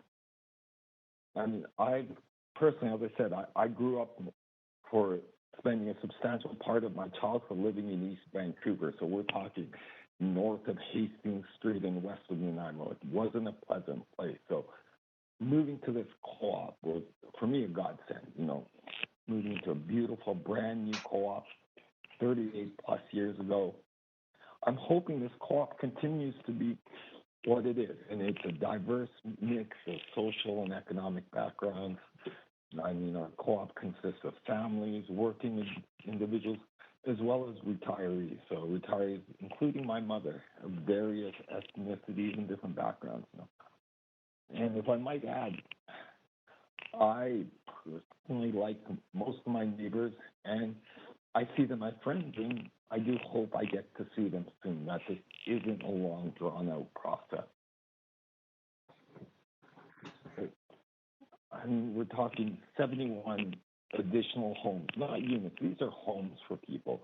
I'm hoping with below market and hopefully increasingly below market housing charges, I mean, it leaves for a family more money in their pocket so they could spend quality time, or possibly that recent graduate who didn't have the fortune of having their tuition paid by the parents for one reason, to be able to pay that money back for their student loans. So for the elderly, so from a personal standpoint, provide them with a comfortable, worry-free home, or even for me, again, that single parent hopefully not having to work a second job because the rents will be a lot more affordable, essentially offering them a better quality of life.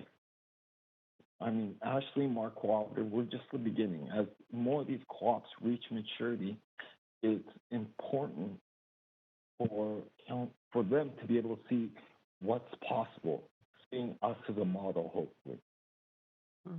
And that's really all I have to share. Thank you for your time. Great, thank you. Well, that was to time, so that was good. And you definitely did have your voice heard. So thank you for speaking. There aren't any questions for you, but you were very clear in your statements. So Council, that does take us at the end of the list. And Clerk, I'm going to call for additional Chair speakers. Carr, I believe there is one other speaker on the line. Speaker One of the earlier speakers? Speaker 9. Oh, Speaker 9. Great. Okay. Go ahead. And what's the name? Maybe Speaker 9, if you could state your name first, and then you will have up to 5 minutes. Good evening, Mayor and members of Council. Can you hear me well? Yes, I can hear you well. And if you wouldn't mind also telling me whether you're a resident of Vancouver. Yeah, thank you. Yes, my name is Sylvain Seller, and I'm working for Modo, the car share co-op. And on behalf of Modo, I would like to express our support for this rezoning application. Modo and the applicants have agreed in principle to provide 6 electric shared vehicles to be parked at the proposed development for the benefit of the residents and the community at large, and for the lifetime of the development to allow more than 500 residents of this proposed development to join Modo's car sharing program for free. Modo has a vision for Vancouver's future of a city that is more affordable, more vibrant for its citizens and businesses, more resilient to the challenges that climate change lays ahead of us. And we also believe that you, members of council, share this vision. Building more homes near rapid transit and jobs, along with providing more opportunities for people to walk, cycle, and use public transit and share vehicles, while reducing automobile dependency, is critical to the realization of our vision. And we believe that this application is moving the city closer toward our vision of a better Vancouver. And for this reason, we encourage all members of council to approve this rezoning application. Thank you. And thank you. You do have questions, if you don't mind remaining on the line to answer them. Councillor Kirby-Young, go ahead, up to 5 minutes. Yeah, hi.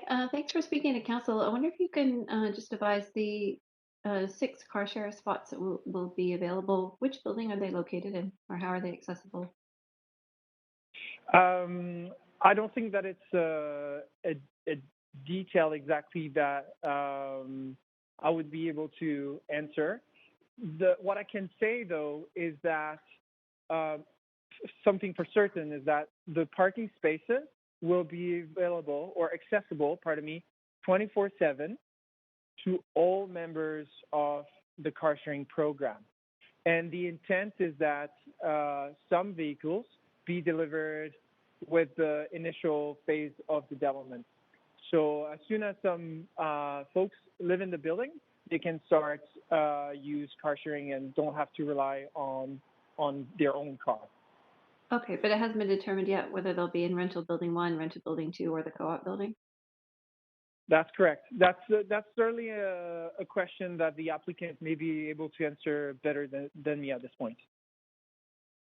Okay, but any co-op or any Modo member citywide can access the vehicle? Correct. So that means that folks who live in the building or outside of the building would be able to use these vehicles. The intent is really for this amenity to be a neighborhood amenity. Okay, and you said, did I hear you say correctly 6? Was there any discussion around the opportunity to grow the amount of the number of vehicles over time? Currently, that's the number that we have been discussed. All 6 vehicles, all electric. If there is an organic need for more vehicles to be, added over time, I would hope that we can, and if some parking spaces are available, I would hope that additional can be added. But at this point, my understanding is that there wouldn't be more vehicles committed as part of the application. But again, that's maybe something that the applicant can respond to either tonight or in a subsequent conversation. Okay, hopefully maybe they'll address that in their closing comments. Thank you so much. Great. Thank you, Councillor Kirby-Young, and thank you very much, Sylvain. That's it for your questions. Very much appreciate you coming to speak to us tonight. Are there any other speakers on the line? Clerk?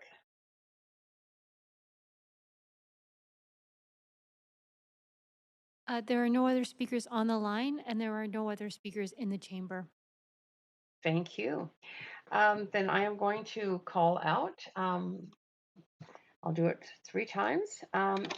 If there are any additional speakers for this item who wish to speak to council, please call toll-free 1-833-353-8610, followed by participant code 73311# before the close of the speakers list. The phone number will be tweeted out and made available on the live stream. Any speakers in the council chamber can come forward to the podium. Clerk, are there any speakers on the line or in chambers? No speakers in the chamber or online. Thank you. So I'm going to call again. If there are any additional speakers for this item who want to speak to council, please call toll-free 1-833-353-8610, followed by the participant code 73311# before the close of speakers list. The phone number will be tweeted out, made available on live stream. Again, any speakers in the council chamber or on the line, Clerk? Yes, no speakers on the line and no speakers in the chamber. Great. Okay, this is my 3rd time.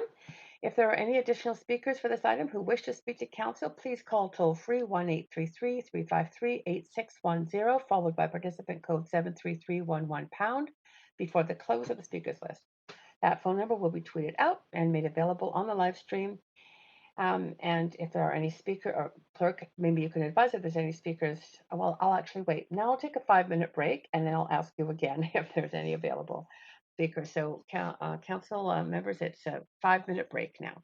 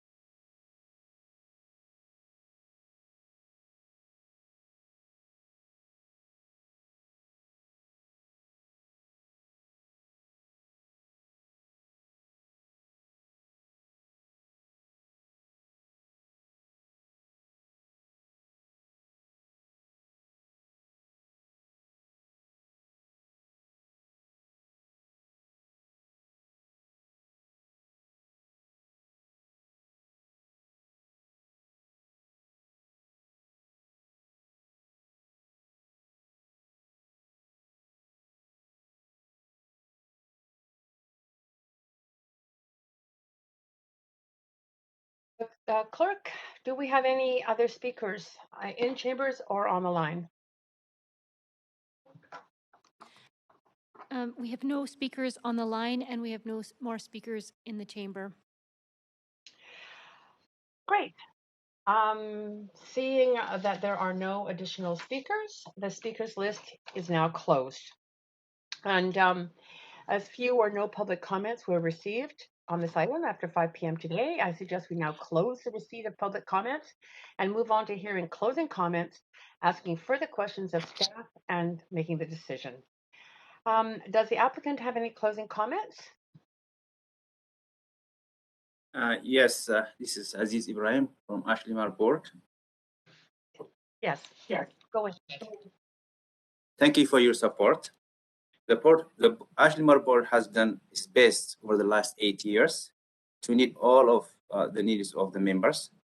We're proud of the relocation process, whereby all reasonable special accommodations are provided for all the members, and all the members who needed extra bedrooms have been provided as well.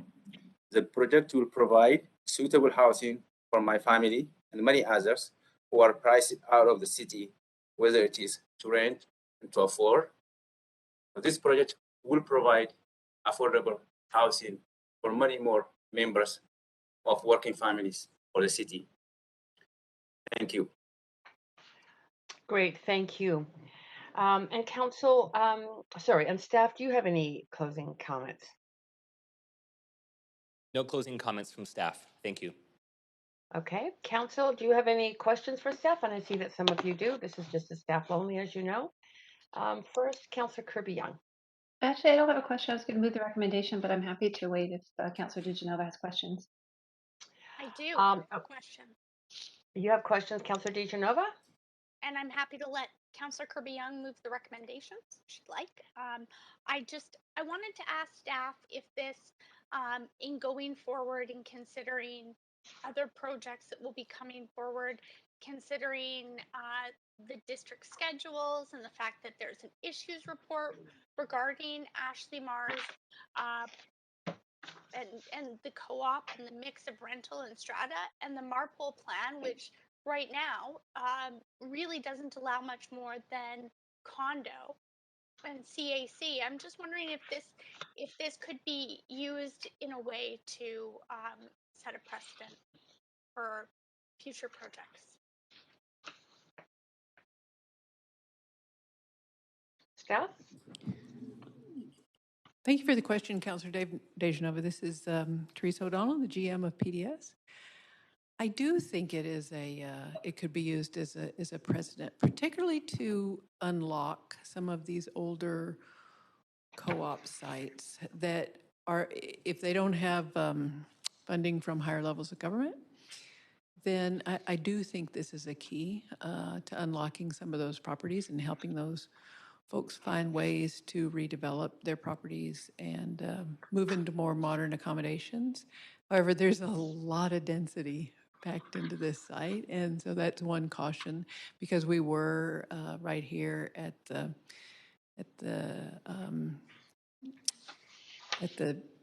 Skyway SkyTrain station. It would handle the density, but these types of projects will require quite a bit of density to make these numbers work. But it is a site, and I do think it was a very reasonable way to unlock some of the sites right there around Ashley Mar. Thanks very much. Just a follow-up question to that. You had mentioned that this could work for co-ops in the future looking to, move forward, revitalize, redevelop. But what about nonprofit housing? And the reason I ask this is I have to consider this application in the context of what that looks like in the neighborhood and the community and in our current policies. And our current policies don't really allow this, but they also don't really allow not only for co-ops to do this, but they don't really allow this for nonprofits that per se have a joint venture or may partner with a private developer, as we're kind of seeing this co-op do here. So are there other opportunities for other applicants just down the road. Just wondering if this may actually be something that instead of being the exception, we see this becoming more of the community and this encouraging that. Yes, absolutely. I do think it's a model. And we were very lucky to partner with Intercorp on this. I think they've been very creative. We've looked at dozens of different models and solutions, and we finally landed on something that we could all agree with. So we're lucky to have a really good development partner with Intercorp and the Ashley Marr Co-op residents themselves and the board. Thank you very much. I really appreciate that. And with that being said, that's the end of my questions. Chair, I'm happy to second the motion, but I'll get off the queue so Councillor Kirby-Young can move it. Councillor Kirby-Young, over to you then. Yeah, thanks, Chair. I'm happy to move the recommendations. Second. Thank you. And I'll Seconded speak by to it if I can. Go ahead. Yeah, thanks, Chair. I'm really happy to support this project. I think I'll probably use some of the words that our Director of Planning just used in terms of unlocking the site, but I think it's being unlocked with a specific purpose and a goal, which is to deliver the housing that we desperately need. And in this case, delivering hundreds of rental units, 524 market rental units. And then not only replacing the co-op and retaining affordability and enabling all members to come back, but really effectively more than doubling the amount of co-op units, which is pretty significant. I think that it does take innovative approaches because we haven't seen the senior level of government investment funding, and so that requires a bit of innovation here, and it's not an easy project to take on. So I am actually, well, let me say this, there's a lot of heart that we heard from both the developer partner and from the co-op, and to hear that from both sides and the alignment is also unusual. And yes, we have to look at it from a policy perspective, but I have to admit the heart piece of it is pretty compelling. I think that this project is exceptional for a number of reasons because it's delivering two of the housing tenures and types that we have we're prioritizing. It is allowing people to come back, as I said. It's retaining affordability at 60% family units, which is phenomenal because it's really difficult for families with kids to find multi-bedroom units, and to also hear about the impact that it was going to make when Aziz spoke about his situation and his family being underhoused is also very compelling, as is taking care of our seniors and recognizing that we have an increasingly aging population. And I think that oftentimes as a society, we are probably, I think, measured by how we look after people like our seniors and other generations that have come before us. So for me, this checks a lot of boxes. I don't mind it being precedent setting if it's delivering a lot of value from that perspective. And I don't see this taking advantage of unlocking density in terms of just delivering strata or other units. I think it's actually bringing much needed housing, or actually what I can really say is homes, because people obviously felt connected to the co-op and the other people, the neighbors in the community that they have had for about 38 years now, I think since 1983. So for me, this checks a lot of boxes, and I'm really happy to support it. And I appreciate everybody that's been involved in doing the work on this one. It certainly appears to be a labor of love. Thank you. Thanks, Councillor Kirby-Young. And over to you, Councillor DeGenova. Thanks so much. I also want to speak in support of this, and I really want to thank all of the speakers. I want to start by doing that. And I do that in saying that I understand, and I don't want to omit that I heard some speakers speak against this and that they were concerned about this specific application, but not about moving forward. And perhaps it was more in the details. I'm hoping that as things move forward with this project, if it is passed tonight, not going to assume anyone else's vote, that there will be those opportunities to work together. And I think that that's what's so wonderful about co-ops is that they are collaborative and that people can come together and be open and honest and really live in a community within a community.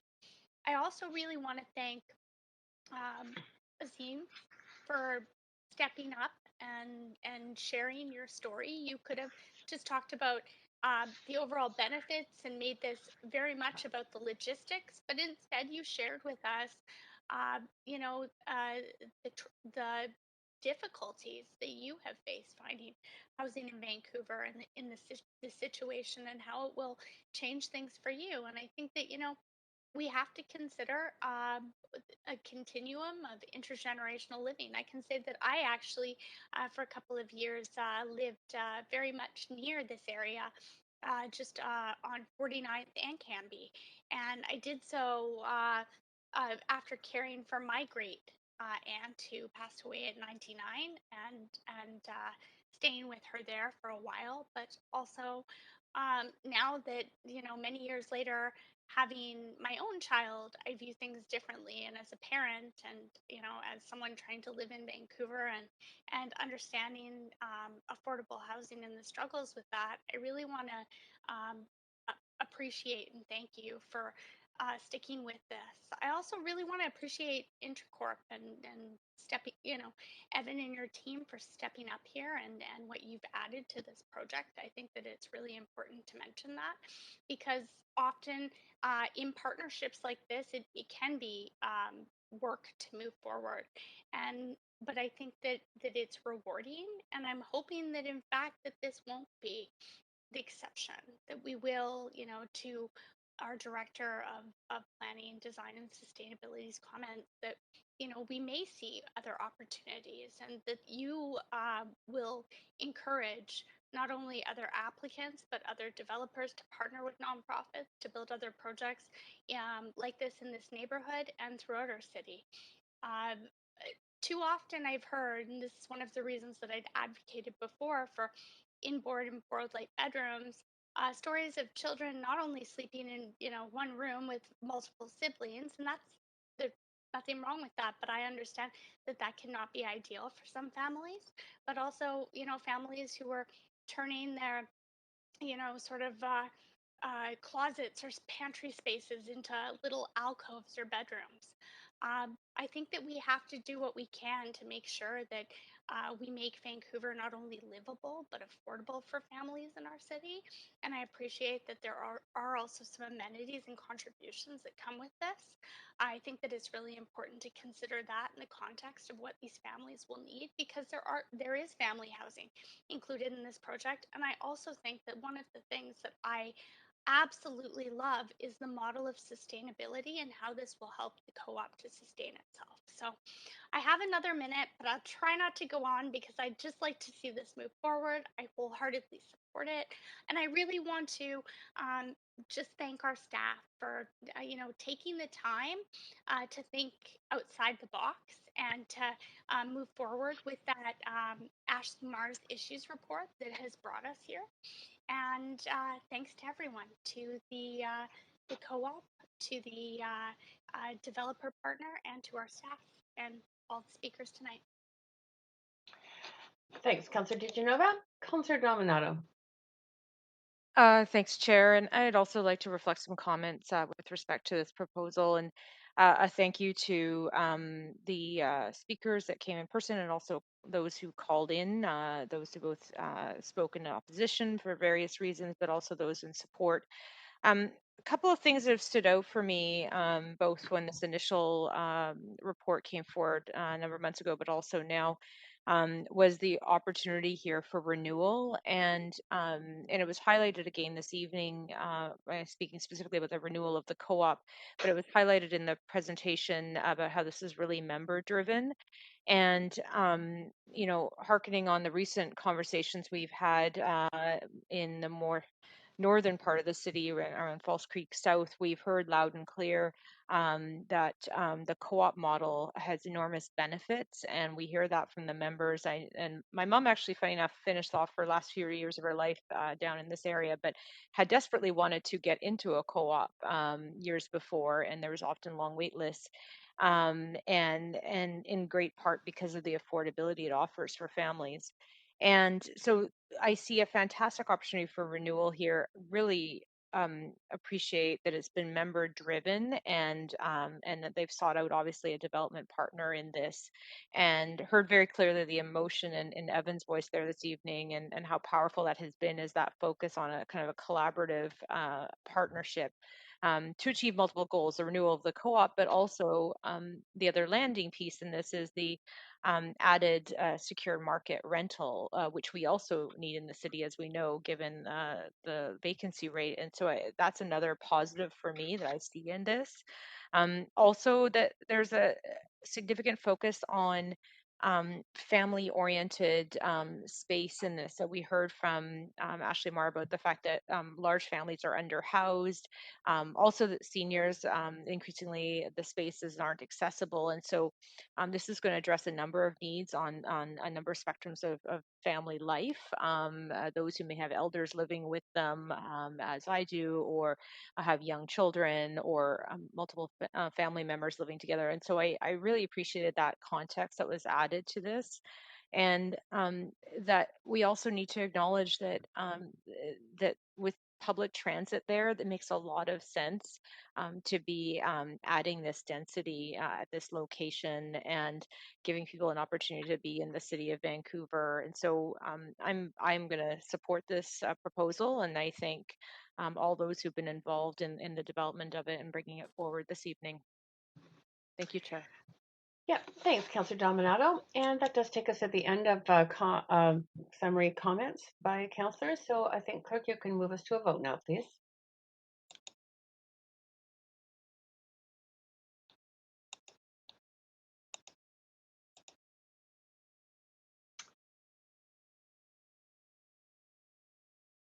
And that is passed unanimously. Thank you, Council. And that does move us to the last item on our agenda, rezoning at 5812, 5844 Canby Street. So first of all, does any member of council wish to declare a conflict of interest on item 4? I don't see any. Clerk, could you now please read the application and summary of correspondence received? This is an application by IBI Group to rezone 5812 to 5844 Canby Street from C2 Commercial District to CD1 Comprehensive Development District to permit a mixed-use development with 33-story strata-titled building and a 12-story office building, including ground floor commercial space, a childcare facility, and a youth center. A height of 104.3 meters and a floor space ratio of 10.16 are proposed. The General Manager of Planning, Urban Design, and Sustainability recommends approval, subject to the conditions set out in the summary and recommendations. No correspondence has been received on this application since referral to public hearing. Great, thank you, Clerk. Any speakers who want to speak to council on this item, please call toll-free 1-833-353-8610, followed by participant code 73311# before the close of the speakers list. The phone number will be tweeted out and made available on the live stream. There will be an opportunity for those on the phone or in person to speak at the end of the registered speakers list. We have Scott Erdman, rezoning planner, rezoning center planning, urban design, and sustainability, here to present the application. Clerk, I'm just wondering if there's anyone on the line at this point. I know we have no registered speakers, at least on my list. Just wanting to know if there are any registered speakers or anybody on the line at this point. Yes, we have 2 registered speakers on the line at this point. Got it. Okay. So, council, you know that there are registered speakers then, and they are on the line. So perhaps we should, you can waive, but I'm suggesting that we proceed with the presentation by Scott Erdman. Go ahead, Scott. Okay. Just want to check that you can hear my voice and that you can see the presentation on your screen. Yes, both are good. Great. Good evening, Mayor and Council. My name is Scott Erdman, and I'm the rezoning planner for this rezoning application on Canby Street. The site is located on the east side of Canby Street, spanning the block between 42nd and 43rd Avenue, directly across the street from Oak Ridge Center. The site is currently developed with low-rise commercial buildings with surface parking at the rear and is shown in red on the map. Blocks to the north are also zoned for commercial, while blocks to the east and south are zoned for residential. Sites on adjacent blocks have also recently been rezoned for high-density mixed-use developments. The neighborhood is rich in amenities with schools, parks, shopping, and services within close proximity. The site is well served by transit, being located 1 block away from the Oak Ridge 41st Avenue Canada Line station and the R4 rapid bus service along 41st Avenue. This proposal is being considered under the Cambie Corridor Plan, which was adopted in 2018 following a comprehensive 3-phase planning program. The site is located within the Oak Ridge Municipal Town Center, and under the Cambie Plan is anticipated to develop over time into a highly urban place with a variety of mixed uses, vibrant street life, and dynamic new public spaces. At the heart of the Oak Ridge MTC are the alphabet blocks, A through H, along Cambie Street, as shown on the map, each with site-specific height limits and with density based on urban design performance. The plan identifies this site as Area F and provides direction for future development to have active commercial uses at grade, a commercial podium, and 2 towers on top, with the higher tower up to 333 feet high. Sites A through H are all expected to deliver on-site amenities to serve growth in the MTC area. These amenities are to be negotiated as part of the rezoning process and include one or more of the following options: nonprofit office space, a youth center, childcare facilities, and artist studios. All amenities are to be delivered turnkey to the city. This diagram illustrates the scale of development anticipated by the plan for this site. A major tower on the south end of the block can be considered up to 333 feet high for residential uses, and a minor tower on the north end up to 120 feet or up to 150 feet if setbacks are included for commercial or residential rental uses. A 4-story commercial podium with at-grade retail and services is expected.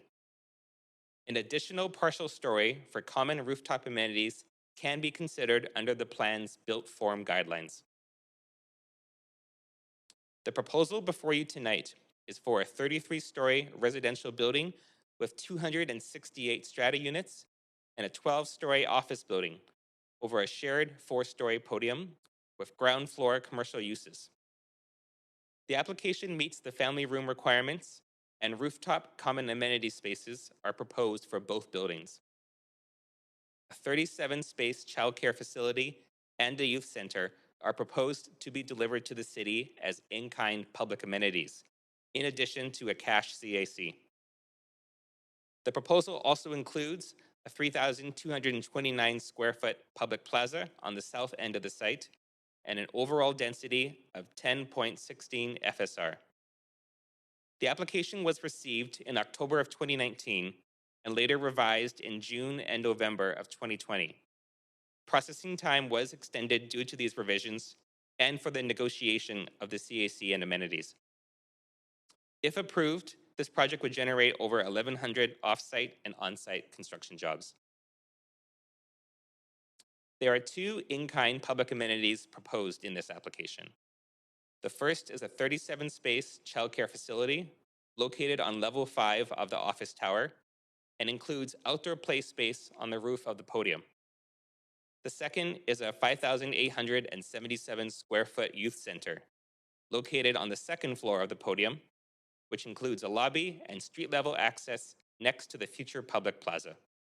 Both facilities would be delivered turnkey to the city. City-hosted open house was held as an in-person event prior to COVID-19. Staff have received a total of 5 responses for this application. Feedback included support for the proposed height, massing, and density. Comments included concerns regarding the building's design and for potential parking impacts on the neighborhood. Staff have reviewed the comments and have determined that the proposal meets the intended built form for this site under the plan. Conditions have been included to further improve the design of the proposal. This table notes the public benefits package proposed for this application. It includes a community amenity contribution in the form of a 37-space childcare facility, a youth center, and $2.5 million in cash. In addition, the applicant will also be required to pay DCLs and provide a public art contribution, bringing the total value of the public benefits offering to just over $25.6 million. In conclusion, this proposal meets the intent of the Cambie Corridor Plan, and the proposed height, density, form, and land uses are all consistent with what was anticipated in the plan for this location. This proposal includes a public benefits package valued at over $25 million, which includes a childcare facility and a youth center delivered turnkey to the city. Staff recommend the application be approved, subject to conditions outlined in Appendix B. Thank you, Mayor and Council. Staff and the applicant team are available for any questions you may have.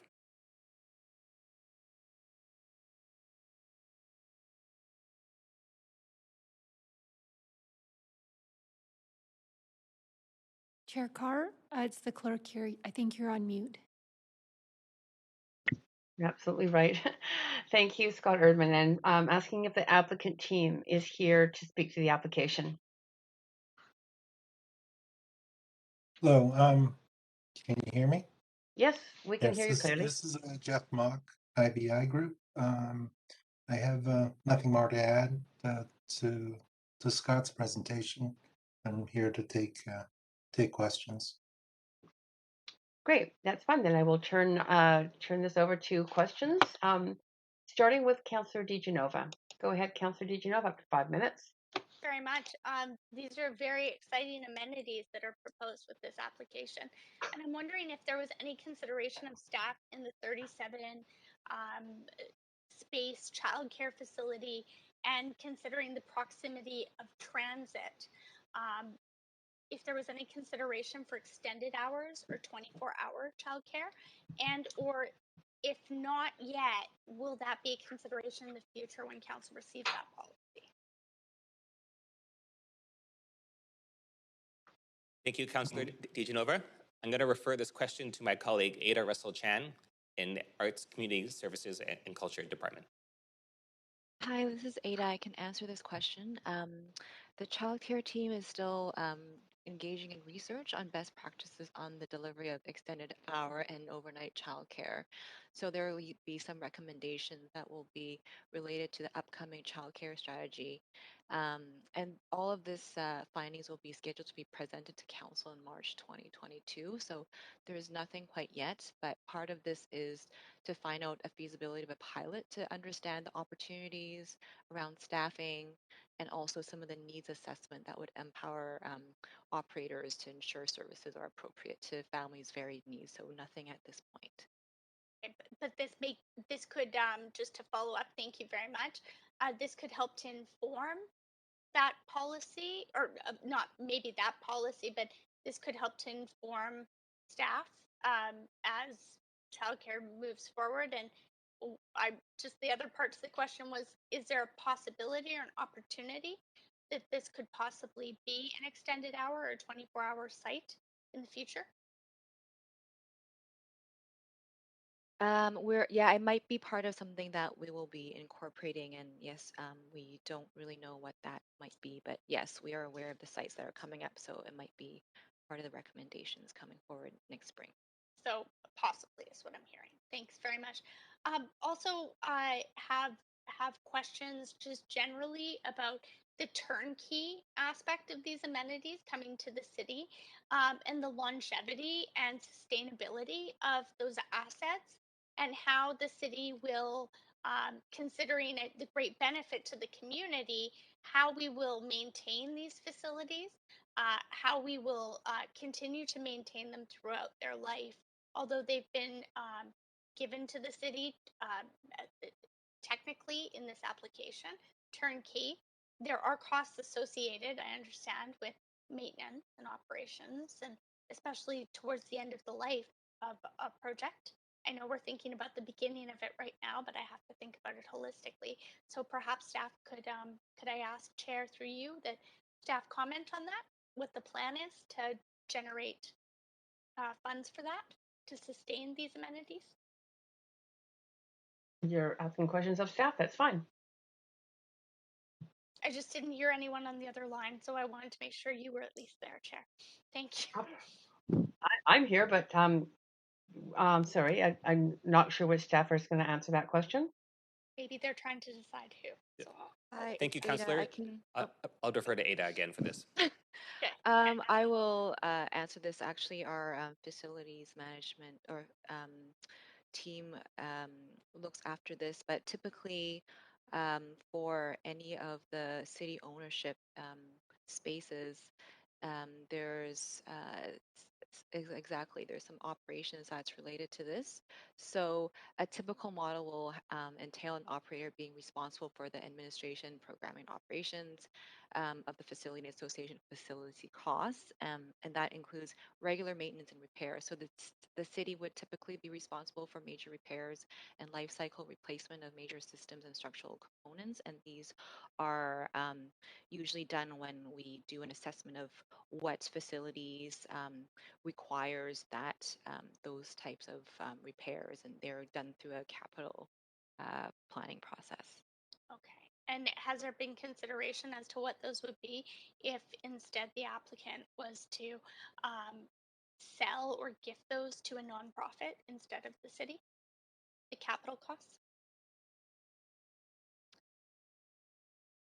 Sorry, can you repeat? What do you mean by gifting? I have 20 seconds left, so I'm not sure. Someone, if I understand the city will receive these turnkey, but I understand also that there's other 10 seconds. situations where we've perhaps I'll ask for a second round to ask this last question then. You have a chance to ask staff questions at the end as well, Councillor I'm happy DeGenova. to do that then. So I'll go off the queue. Thank you. Great, thank you. Councillor Kirby-Young, over to you for up to 5 minutes. Yeah, thanks.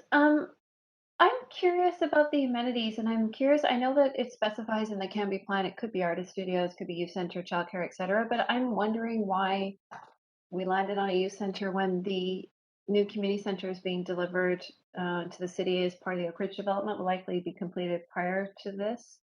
So I'm wondering why we would choose that over artist studios. And I do know that the project adjacent with the hotel included some artist studios, but we're so short in the city, and I'm just wondering if could the community center not have served that purpose? Why a separate standalone, relatively small youth center?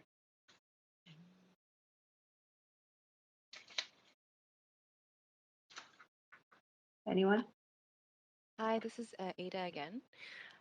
So this youth center is separate and different from the community center. In the community center, there's more of the parks mandate, and a lot of the youth that would go there would attend some of the activities that are provided there. This youth center is serviced by a nonprofit, so it's meant to be more of a social service center. And for that, there could be a range of activities such as providing information, referral, counseling, advocacy, or healthcare services that could dispense in the aid of food or clothing or employment, a drop-in or activity space. And actually, in the original Oak Ridge Community Center, there was going to be a provision to have a certain space for nonprofits to use if this youth center was not was not going to be constructed soon. So there is that kind of planning at that initial stage as well. What do we have any other examples of youth center spaces that we've looked for operators for? Like, who's a likely operator for this, and are they likely to be able to operate this feasibly? It does, I Yes. realize, to be a nonprofit, but it's a relatively specialized in a small space. It is not a really big space, but I guess the other example is the Broadway Youth and Resource Center on Broadway, and then which is at Broadway and Fraser. And so there's a lot of youth-oriented programs, and oftentimes they're co-located with other youth program providers. And there's providing it as more of a hub model, so that we might see something like this where there's shared space to provide like a very diverse type of space that's suited for the local youth. And I know that for the South area, there's not a lot of such programs here. So this is very good location, especially close proximity to transit and Oak Ridge Center. Okay, were artist studios considered? Was that part of, is it just that we didn't have a youth center and so we sort of looked at it from that perspective, or did we compare and contrast the space available and the potential for artist studios here? Thank you, Councillor. This is Scott Rubman again with planning. So this rezoning application was received close in timing to other adjacent rezoning applications. And there was a coordination done on the city's half in order to ensure that we had a mix of public amenities that were identified in the plan. So we wanted to make sure that there wasn't too much duplication. And we knew that the site to the south was going to be proposing the artist studios, and a site to the north was going to be proposing the nonprofit office space. And so we felt that this was an appropriate site and location for the childcare facility and a youth center as part of trying to achieve as many amenities in the corridor as we can. Do you envision, not to belabor this point, but do you envision it serving youth in the area or drawing in youth from other underserved areas like South Vancouver, for example, that a little further south, a little further east, that, well, I've heard there's really a need for that kind of service? I'll defer to Ada for this question. This is Ada again. We do see that with the growing population there, there will be a lot of need for this space, and especially even existing space and services for this area for the youth is lacking. So we can see probably both the local youth as well as those that may come and arrive and come and go through transit in the South Vancouver area. Thanks. And I'll pose a question to planning. If you don't get it all answered, I'll ask it later. But does staff have comments on the aesthetics of this building? It's quite practical compared to some of the other designs that we've seen come forward around this area. And if this is to staff, there's only 4 seconds left. I can't, so perhaps you can repeat the question when we come to, okay, Sure. Great, thank you. Councillor Boyle, go ahead, up to 5 minutes. Yeah, actually, I was also had questions about the youth center and had just stayed on the list listening to Councillor Kirby-Young ask all of them. So appreciated those answers, and I will just keep thinking on it as we hear from speakers and come back if I have more. So great. None for now. Thank you, Councillor Boyle. Councillor Dominato. Thanks, Chair. Yeah, I have a couple of questions, I guess, to staff and the applicant. The first question is on the subject of our target of 35% family sized units. And just noting that it falls quite short of that, this proposal, 20%. And if staff and or the applicant could comment on that.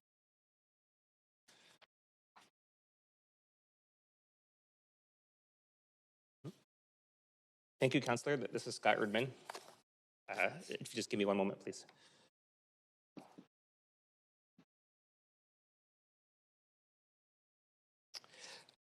Yes, so this proposal does have a mix of different units with a 70% one bedroom, 20% two bedroom, and 10% three bedroom units. And it is a requirement for rezoning applications to deliver 35% family units with minimum 25% two bedrooms and 10% three bedrooms. So staff have included conditions in the appendix and also in the draft CD1 bylaw to ensure that the minimum family unit mix is met if the project moves forward. So just to confirm what I've heard, that if council were to support this evening, there absolutely would be at minimum 35% family-sized units? That's correct. That's addressed in both the rezoning conditions and in the draft bylaw.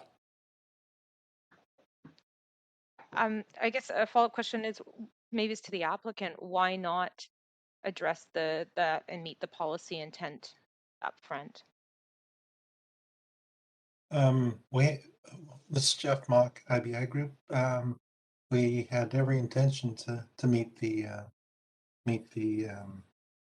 policies, and I would probably look into meeting the additional requirement.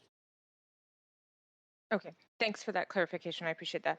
My other question is related to the youth center. looking for a bit more clarity on this. Staff, you indicated a need for a youth center. Then it was described more as a social service center for youth. Did we engage youth and consult them in this?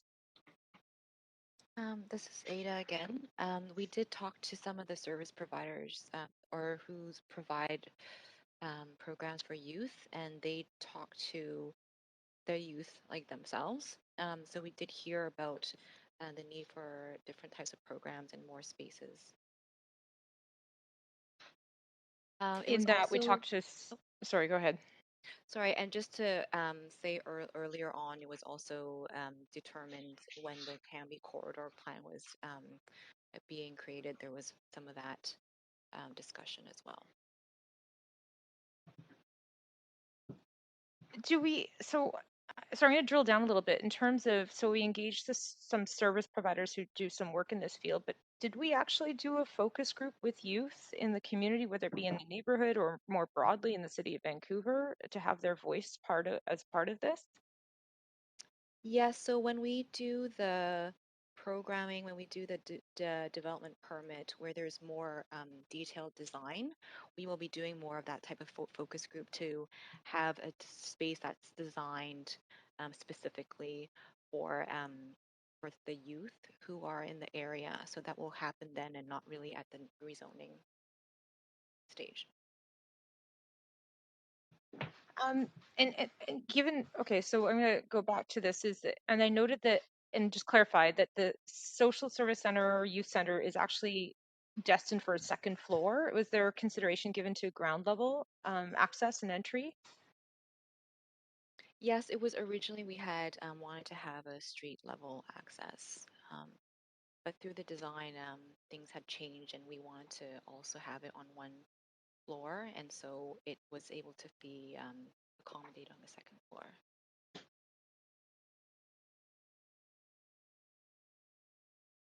I'm gonna go back to a question I think Councillor DeGenova was asking, which is around the opportunity for the city to transfer this to a not-for-profit, the youth center, as well as I think the childcare is what she was referring to. If it can't be done in 10 seconds, perhaps this can be done after as well on the second set of questions. You have 5 seconds, staff. You can answer after, though. I'm Councillor DeGeno. Sorry, Councillor Dominati. Would you be fine if you brought it up at the? That's fine. Thank you. Second. Yeah. Okay. Great. That's it for questions then. Thank you, everyone. And I'm just going to call for speakers at this point. Thank you, staff and applicant, for answering those questions. So if there are any speakers for this item who wish to speak to council, please call toll-free 1-833-353-8610, followed by participant code 73311 pound before the close of the speakers list. The phone number will be tweeted out, made available on live stream. Any speakers in the council chambers, please also take note, you'll be able to come forward to the podium. Clerk, I wonder if you can confirm if there are any speakers on the line at this point or in the chambers. There are no speakers in the chamber, but there is a speaker on the line, speaker number 1. Great. Speaker number 1 then, Tracy Moyer. Madam Chair, are you able to hear me? Yes, perfectly. You have up to 5 minutes. Thank you, and I want to apologize to start with. I did not know there's a new rule about no same-day admissions for presentations on your screen. So City Clerk staff has kindly submitted my presentation as correspondence. So could I please give Council a minute just to grab my correspondence that came in just a few moments ago? And that would have come in by email to us? I don't know. However, it would it has recorded as correspondence. Yes, Council, we got a correspondence from David Yim at 8:54 on this. Thank you for making note of that. So, sorry, Madam Chair, I didn't hear. Did you say from Tracy Moria you did receive a presentation as correspondence? Yes, I did at 8:54. It came from. I'm the person who said it is our staff person, and that I noted his name. Not, okay, I'm so like, but that's not me. No, Okay. it was Please circulated to don't. us by staff. Go ahead, but we do have it. Okay. So thank you. May I start now? Yes. So good evening again, Madam Chair and Council members. It's Tracy Moyer, Chair of Oakridge Langara Area Residents. I mentioned earlier this evening that most times OLAR does support rezoning applications when they follow the Canby Corridor Plan. However, we cannot when the planning process is flawed. And in our opinion, this is the case here, and we speak in opposition to this application. To review, Phase 2 Canby Corridor Plan permitted rezoning applications on Canby Street and a few blocks on the cross streets at the Canada Line stations. Phase 3 followed a few years later, and it was to address the areas behind or the areas inside the neighborhood, which are generally consisting of single-family homes. However, because of the city's affordability crisis, the city decided to open Phase 2 for reconsideration during Phase 3 planning. The result is the heights on Canby Street skyrocketed, but there is no affordable housing that was required in exchange for that extra height. This project is a good example of this. And this is where I'd like to draw your attention to the second page of the presentation or correspondence. This is a page from the booklet that OLAR presented to council or provided to council for their decision on Phase 3 in April of 2018. On the left side of the page is the city's rezoning application notification postcard under Phase 2 in February 2017. And the print is tiny, so we have a little bit larger text in the lower left corner, and it basically says that it was for a 10-story and an 8-story mixed-use building. Then this changed in Phase 3, which is the right side of your page, and the plan was then allowing a 34-story strata tower and an 8-story tower of the developer's choice, whether it's commercial or rental. The heights before you tonight are different yet. Again, you're now being considered, asked to consider a 33-story strata and a 12-story office tower. What benefits come from an additional 23 and 4 floors for a total of 27 additional floors? Benefits are about 11,000 square feet combined of the youth center and the child care space, and $2.5 million CAC. These are needed as we densify, but they are not nearly adequate for the additional 27 more floors on this project. OLAR strongly opposes this project because of the flawed planning process to get from Phase 2 to Phase 3 to allow that significantly higher heights with inadequate amenities in return. Also, the office tower exceeds the maximum height even under Phase 3. I do want to thank Council, those that spoke about their questions about the youth center. We also question how well suited and matched this is for the needs of the nearby community. These are going to be luxury strata buildings coming in under Phase 3.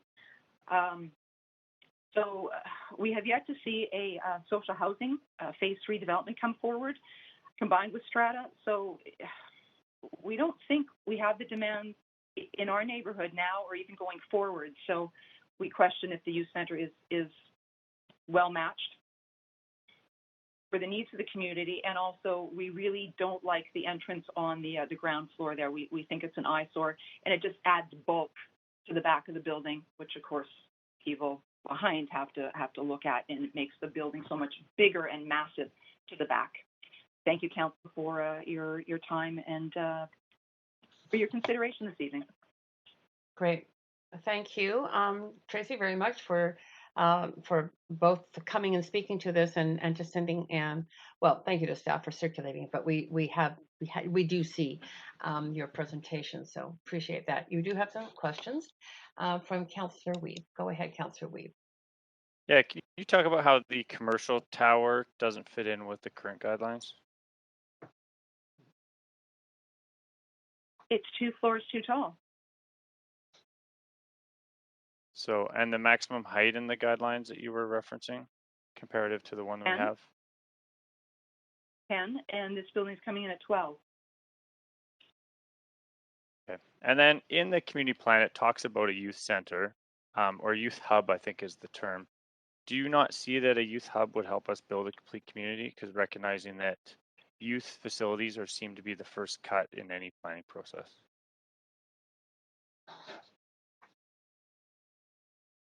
If this is a youth center that is going to be geared for a lot of rich kids to help them occupy their time, then there is a need in our neighborhood. Again, what's typically being built in this neighborhood is luxury strata buildings. That's the bulk of it. We were supposed to have social housing landing in our phase 3 properties, and my understanding is there is yet to be one application that's going to come forward as a combined condo strata unit under what I want to call the original phase 3. So not phase 2 that morphed into phase 3 on Cambie and the cross streets around the Candleline stations, but the pure phase 3, the single family neighborhoods inside the neighborhood, like houses inside the neighborhoods. You know, we're supposed to get social housing there, but that's not being considered.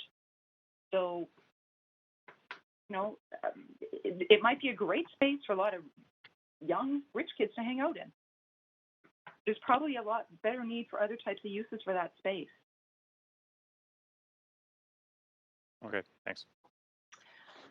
Thanks, Councillor Weeb. Councillor DeGenova, questions up to 5 minutes. Thanks.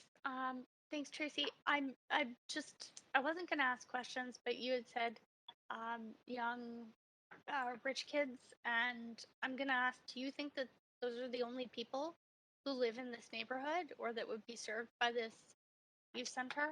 The reason I ask that is kind of mapping out where some of our youth resources are.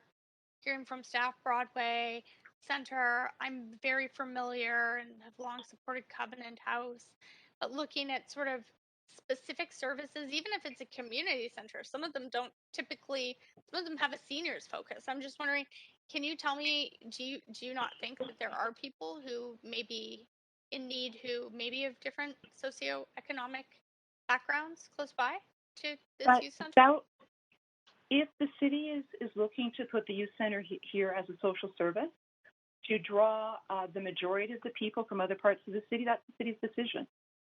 What I'm trying to relay is based on the population that's here now, we're very senior intense in the homes that have been around for a while.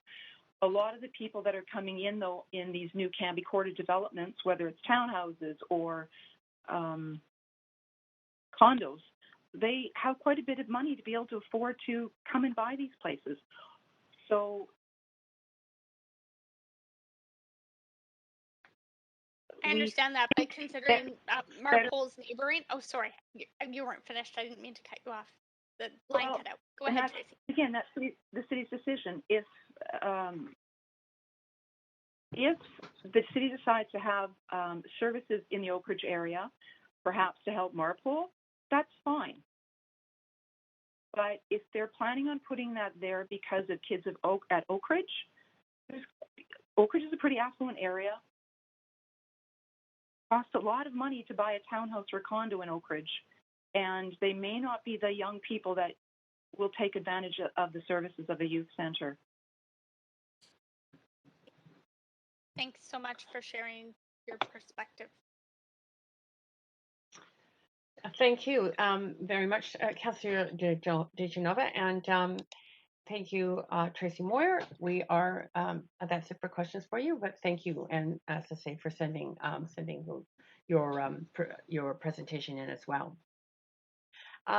Clerk, do we have speaker 2 on the line? Leslie Race.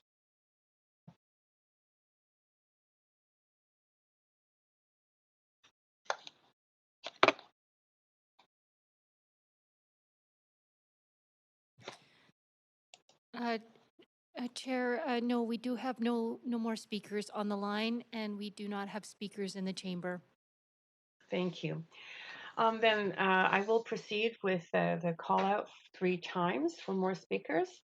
If there are any additional speakers for this item who wish to speak to council, please call toll-free 1-833-353-8610, followed by participant code 73311#, and do that before the close of the speakers list.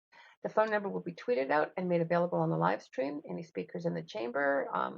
So, clerk, any speakers in the chamber or online? We have no speakers on the line and no speakers in the chamber. Great, thank you. Then for a second time, if there are any additional speakers for this item who wish to speak to council, please call toll-free 1-833-353-8610, followed by participant code 73311# before the close of speakers list, and that phone number will be tweeted out and made available on the live stream. Again, clerk, any speakers in the council chamber or online? Chair, we have no more speakers in the chamber and no speakers on the line. Great. Okay, then I'm going to do one final call. If there are any additional speakers for this item who wish to speak to council, please call toll-free 1-833-353-8610, followed by participant code 73311# before the close of the speakers list. The phone number will be tweeted out and made available on the live stream. And council will take a 5-minute break to see if anyone does call in.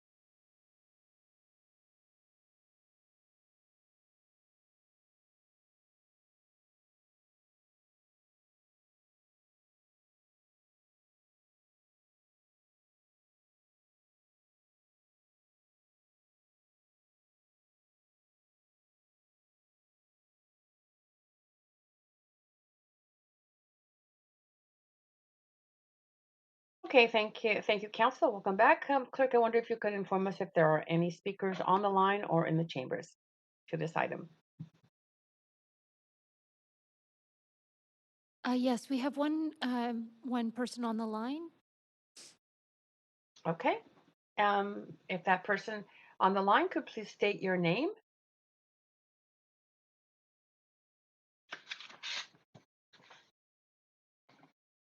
Could the speaker on the line to the current item please state your name?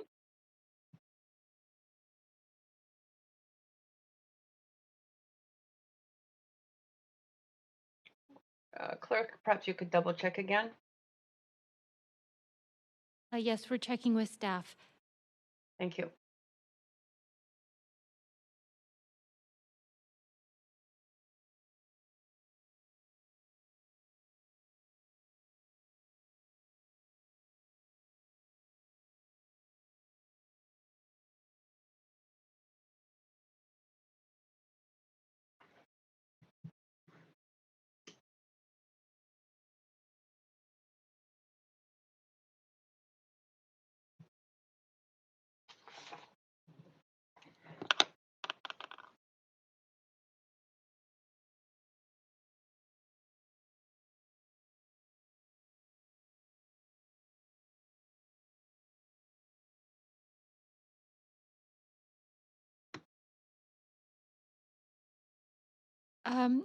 Chair, it's the clerk, and we do have somebody on the line.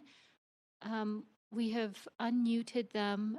However, we can't seem to hear them, so we are just, the name of the speaker is Nathan. Okay, clerk, perhaps you can advise as to, well, I'll give you a couple, at least a minute, to see if you can't figure out how to reach Nathan and make sure that he can be heard. So just let me know when you either feel he's there or we have to give up. Okay, we do hear him. Hello? Hello? Oh, hello. Is this Nathan? Do you hear me? Yes. Oh, yes, of You hear me course. okay? Nathan Davidovich. We do hear you. So go ahead. You can speak to council on Oh, this matter for up to 5 minutes. yeah, thank you very much, Chair and members of council. I spoke about this issue before of the need for an entrance to the Canada line from the east side of Cambie Street. And this is another development on the east side of Cambie Street. It's not too late yet to open up the entrance on the east side of Cambie Street if council directs staff to negotiate that with TransLink or the Canada Line contractor, I presume SNC Lavalin. And, these stations are all been poorly designed and inferior to many other stations in Canada. And that's what happens when you try to save money and you build an inferior station and inferior exits, entrances, and then sometime in the future, things would not work out. I mean, look what they're doing at the Burrard station now. They want to close it for 2 years to rebuild the station. Imagine all the people in the West End and Cole Harbour, that going to have so many problems getting to the SkyTrain. They'll have to walk all the way to Granville Station. And so here we have an opportunity to do it ahead of time and build the entrance on the east side of Cambie. And it's just unbelievable that it's not being done and that staff is not pursuing that, or they don't know how it is done in other cities, maybe, or I don't know, but it's just another problem that's going to happen, and plus the whole Cambie corridor plan, of course, is vision plan, and it's failed us on many, many occasions. There's so many parts of the plans that are not appropriate in this age. The plan was basically done in 2017, and so that this is the whole problem we have, and somehow either this council, or if not this council, the new council, 2022, will have to tackle all these problems, because it's just unmanageable the way it is. So, well, thank you very much for your help. Anyhow.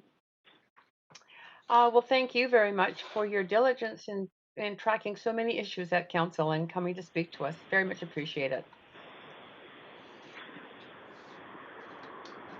There are no questions for you, so thank you very much. Clerk, are there any other speakers on the line or in the chambers?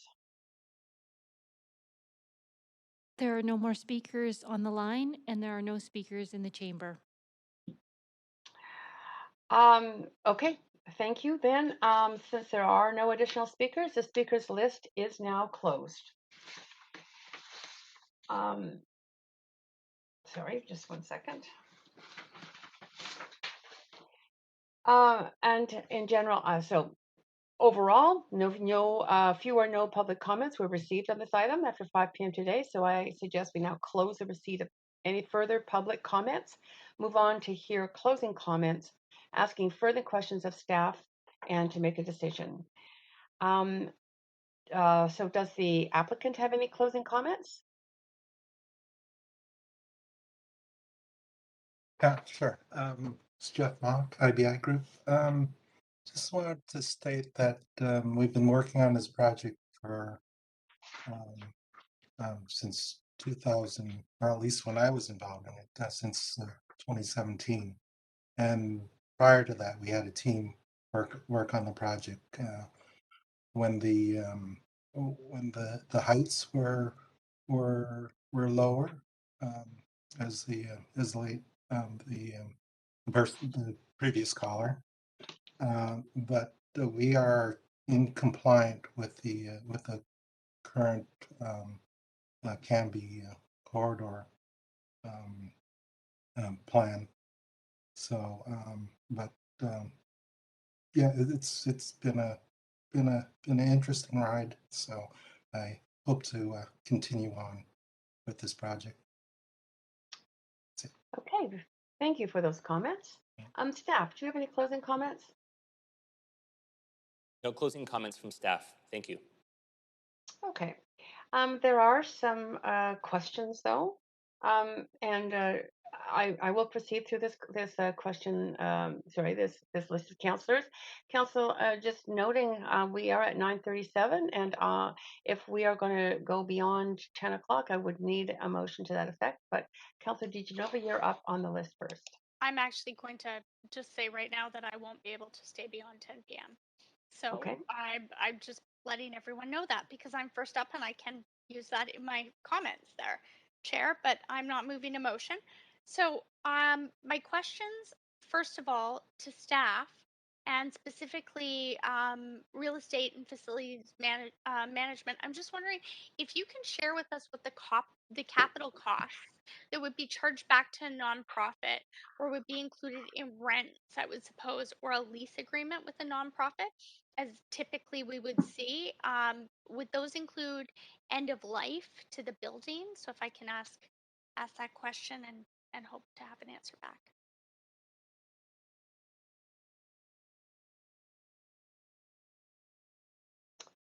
Staff?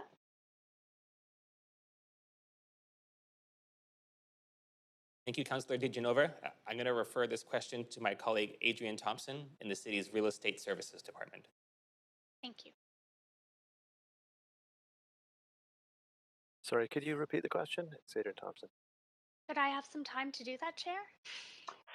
If not, I'll move for a second round, but I'm not trying to run the clock out, considering the time constraints we're in.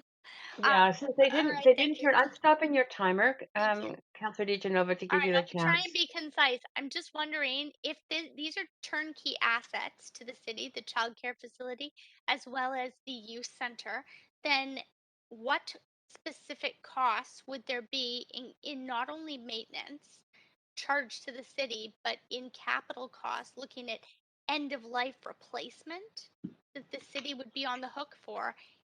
And would those costs be passed on to the nonprofit operator in the terms of the lease agreement with the city?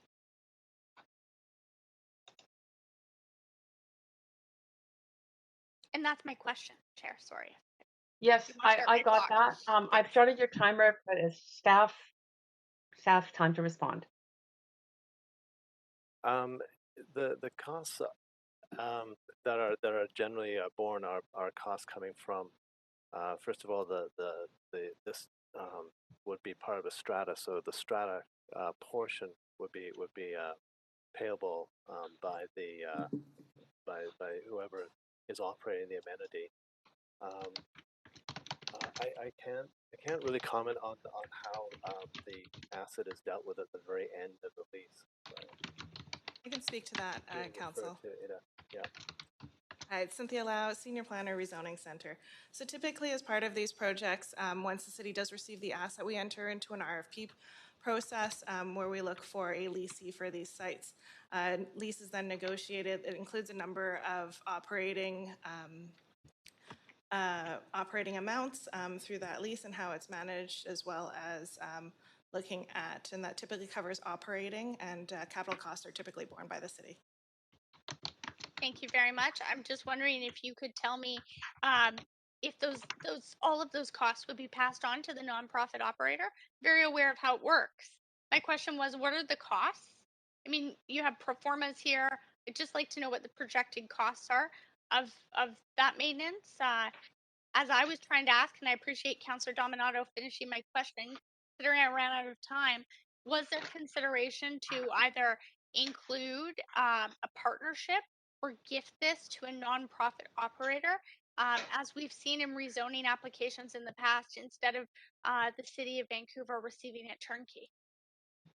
And these projects, we've been looking at taking these assets as turnkey, and these would be could further be dealt with later on in the process under separate processes through our capital planning and other facilities management programs. Okay. Thanks. So did you or did you not consult a nonprofit? Sorry, I just have to be direct with specifically on this for this site, or are we talking about just specifically for this site? That's all I'm allowed to ask at a public hearing. Specifically for this site, for having the asset, or are you speaking about we haven't engaged in an operator for this site as of yet. Okay. But had you considered gifting it or in conversations with the applicant about either gifting it or selling it? Okay. All right. Thank you very much. Also wondering if through engagement of youth, and I understand it's a bit ironic that most of them wouldn't be tuning in here tonight. I'm just wondering, who will this center serve? And if you could tell me if second floor podium or second floor space is usually what we look at for nonprofit operators. My experience, but I want to make sure that I'm correct on the policy there. We'll have Ada Chan Russell to begin with that question. Thank you. I have 30 seconds, so we'll see. Maybe can I move for a second round, Chair, just in case I need it, in case? Sorry, this is Ada again. So the youth that we're looking at is those that might be seeking some sort of social service. So we have a lot of social services that are age-based. So these ones would be youth. So just like similar to the resource center, it could range from like counseling or certain drop-in programs.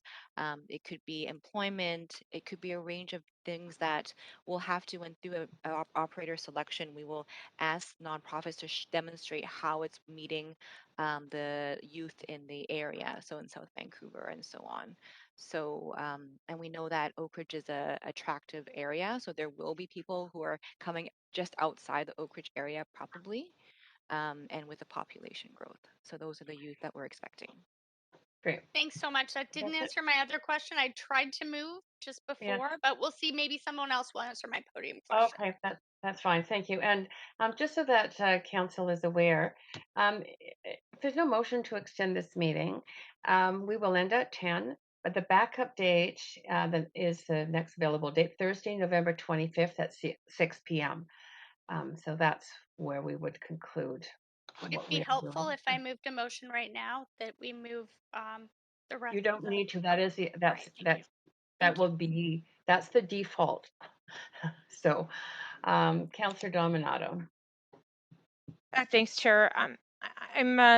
It's a question to staff around the back to the youth center, and appreciate the additional elaboration on the thinking, and that it was indicated that there will be consultation with youth further along if this is approved. But I actually would like to see that in the conditions, and I just read through the conditions, and the conditions are really extensive in terms of what the design of this youth center will be already. Like, it's actually very prescriptive in terms of the number of rooms, the type of lighting, and so I want to add that in, and I'm looking for some guidance, because I would actually move the amendment this evening as a condition to be added to the application, but I wasn't sure which staff to reach out to. I was looking at just online here about making sure that that would be legal and sound. So if I could get some guidance there, that'd be great.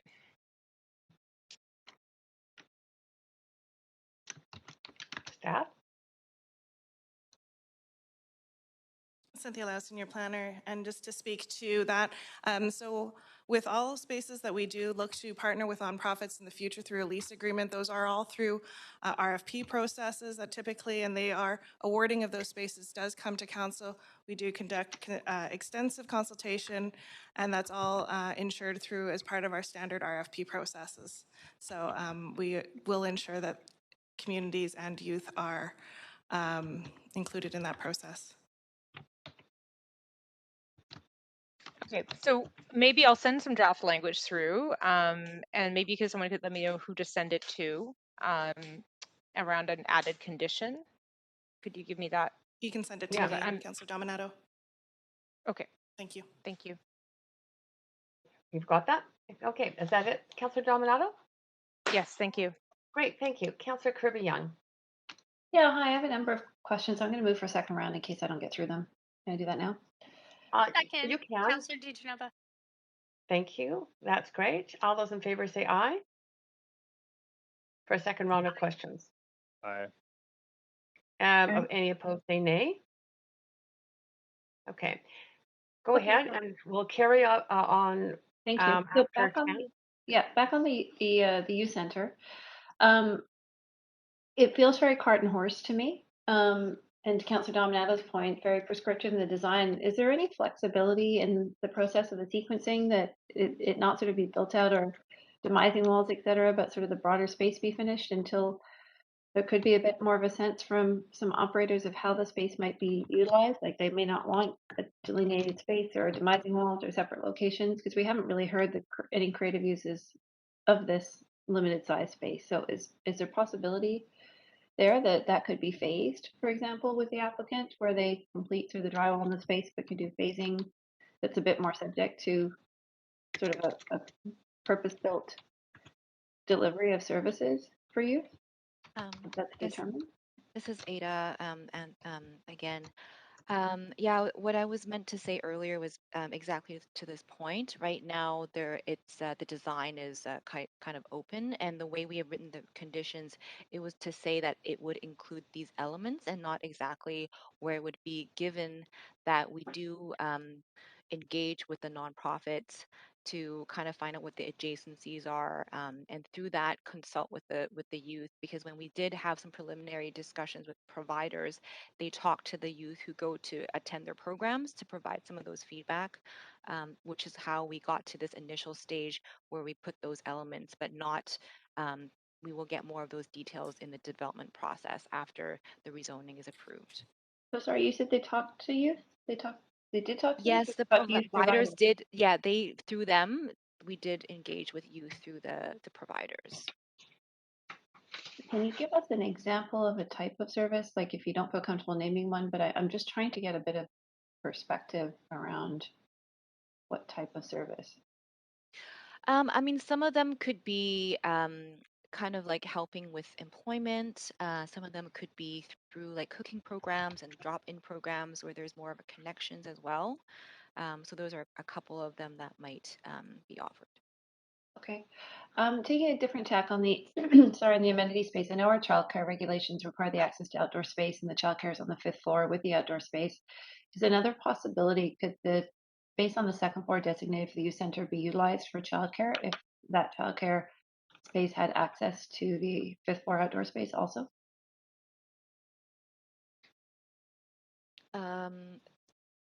Sorry, so the youth center has a balcony only, but it's on the other side of the development. Right now, the youth center um, is the entrance to the youth center to go up to the second floor is right adjacent to the plaza. So what we were hoping is to have some of the youth elements animated there, so the youth can kind of also use the space for a sense of ownership in the community. Sorry, maybe my question isn't clear. If there was no youth center, could this space be used for additional childcare? And the childcare would have their outdoor access would be on the fifth floor. There's not big enough indoor and outdoor space in this section to accommodate the childcare. We actually looked at having childcare on this part of the development, and there was a lot of sunshade there, so there would be too shadowed and not appropriate for outdoor use.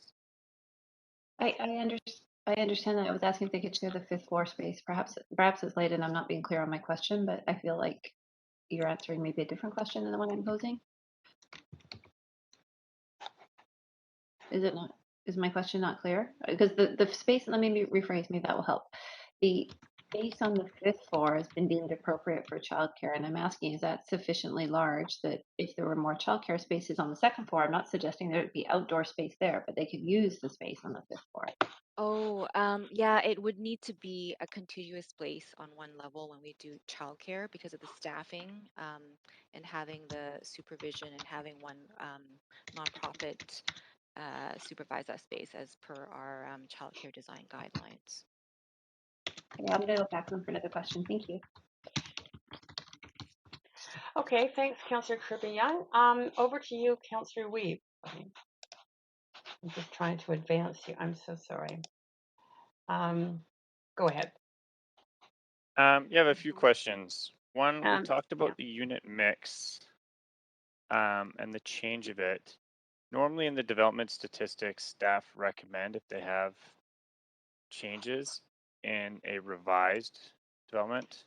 Is that something that wasn't included in this presentation for a reason? And I guess second question on that, can you talk about, there's been a change in the way we present our public benefits achieved in progress, looking at the ones we've had in July. I like that we can actually click on the former approved reports, and I like the view. I'm wondering, the progress is tough to really understand where we're at the progress. Can you talk about the changes in how we are displaying our public benefits achieved and in progress in this report? Okay, thank you for your questions, Councillor. Regarding unit mix, there are a number of ways which that unit mix can be secured with this project. It's written into the CD1 bylaw and will be secured as part of rezoning enactment, that minimum 35% family units as part of the family room policy must be achieved. So the project won't be able to proceed further unless they provide that, and that's the bylaw is the security for that. Okay, but I have seen sometimes staff will put a third column in the development statistics on recommended if they want to see a change from the proposed development to a recommended under unit mix. I was just wondering why it wasn't there. And then just, can you talk a little bit about the changes that have been made to the presentation of the public realms in this report compared to previous reports? Hi, Councillor Cynthia Lau again.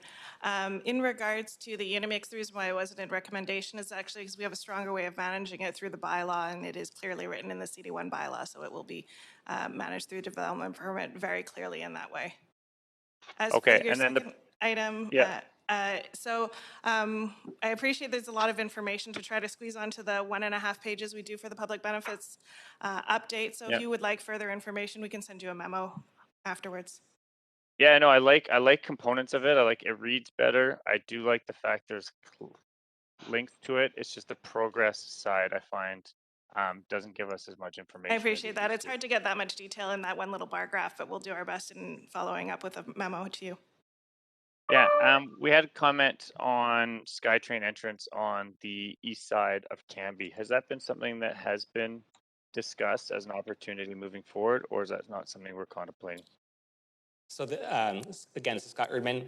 The Canada Line station at Oak Ridge and 41st Avenue, currently it has one entrance at the southwest corner.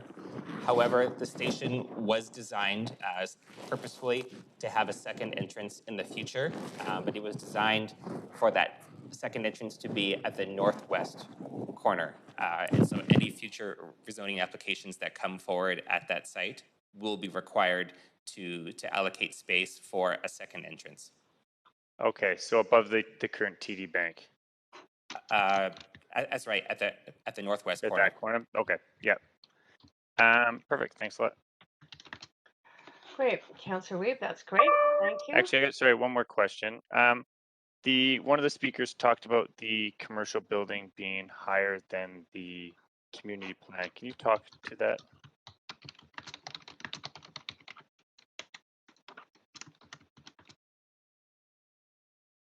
Omar Al-Jabouri, development planner. The commercial minor tower is at 150 feet high, which is in line with the policy.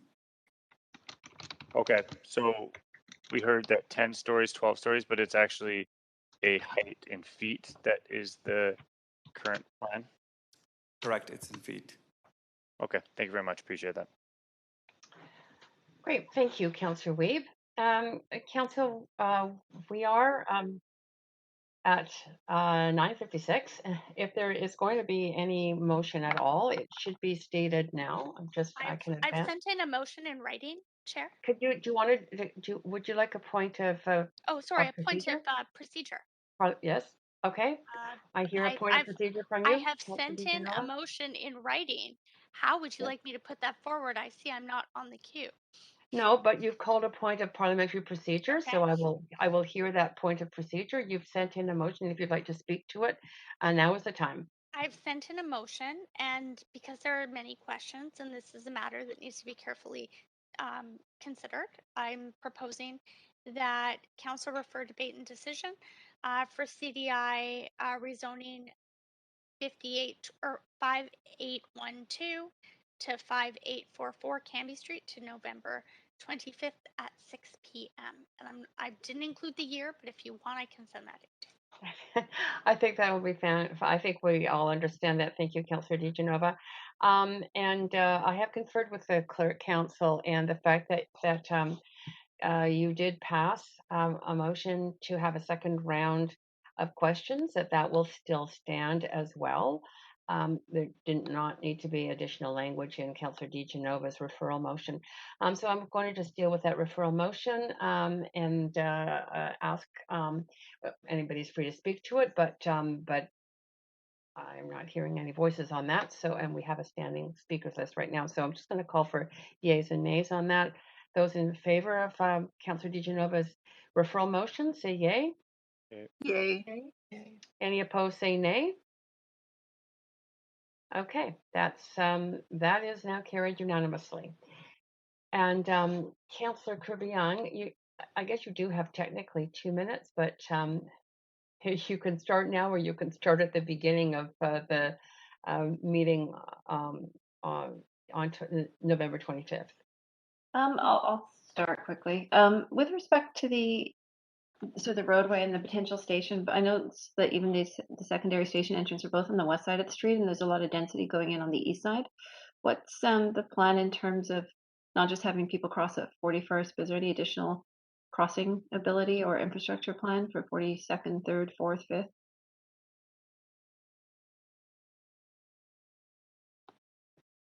Thank you, Councillor. We don't have any additional. I think we're at 10 o'clock. You may have to answer that next time. We're at 9:59, but well, it can be. You can start by answering that question next time. Or you can start now. I think we'll leave it up to you. I'll wait until next time then, when we have more time to finish this fully. Yeah, and Councillor Kirby-Young said that was fine too. Okay, Council, we will start the list with Councillor Kirby-Young, who's just at 48 seconds, and well, actually 40. and Councillor DeGenova is next on the list, and then continue with the second round, followed by debate and decision. So thank you, clerks. Thank you, council, and we will, it's all staff, and have a good evening. Hi. Thank you. Night.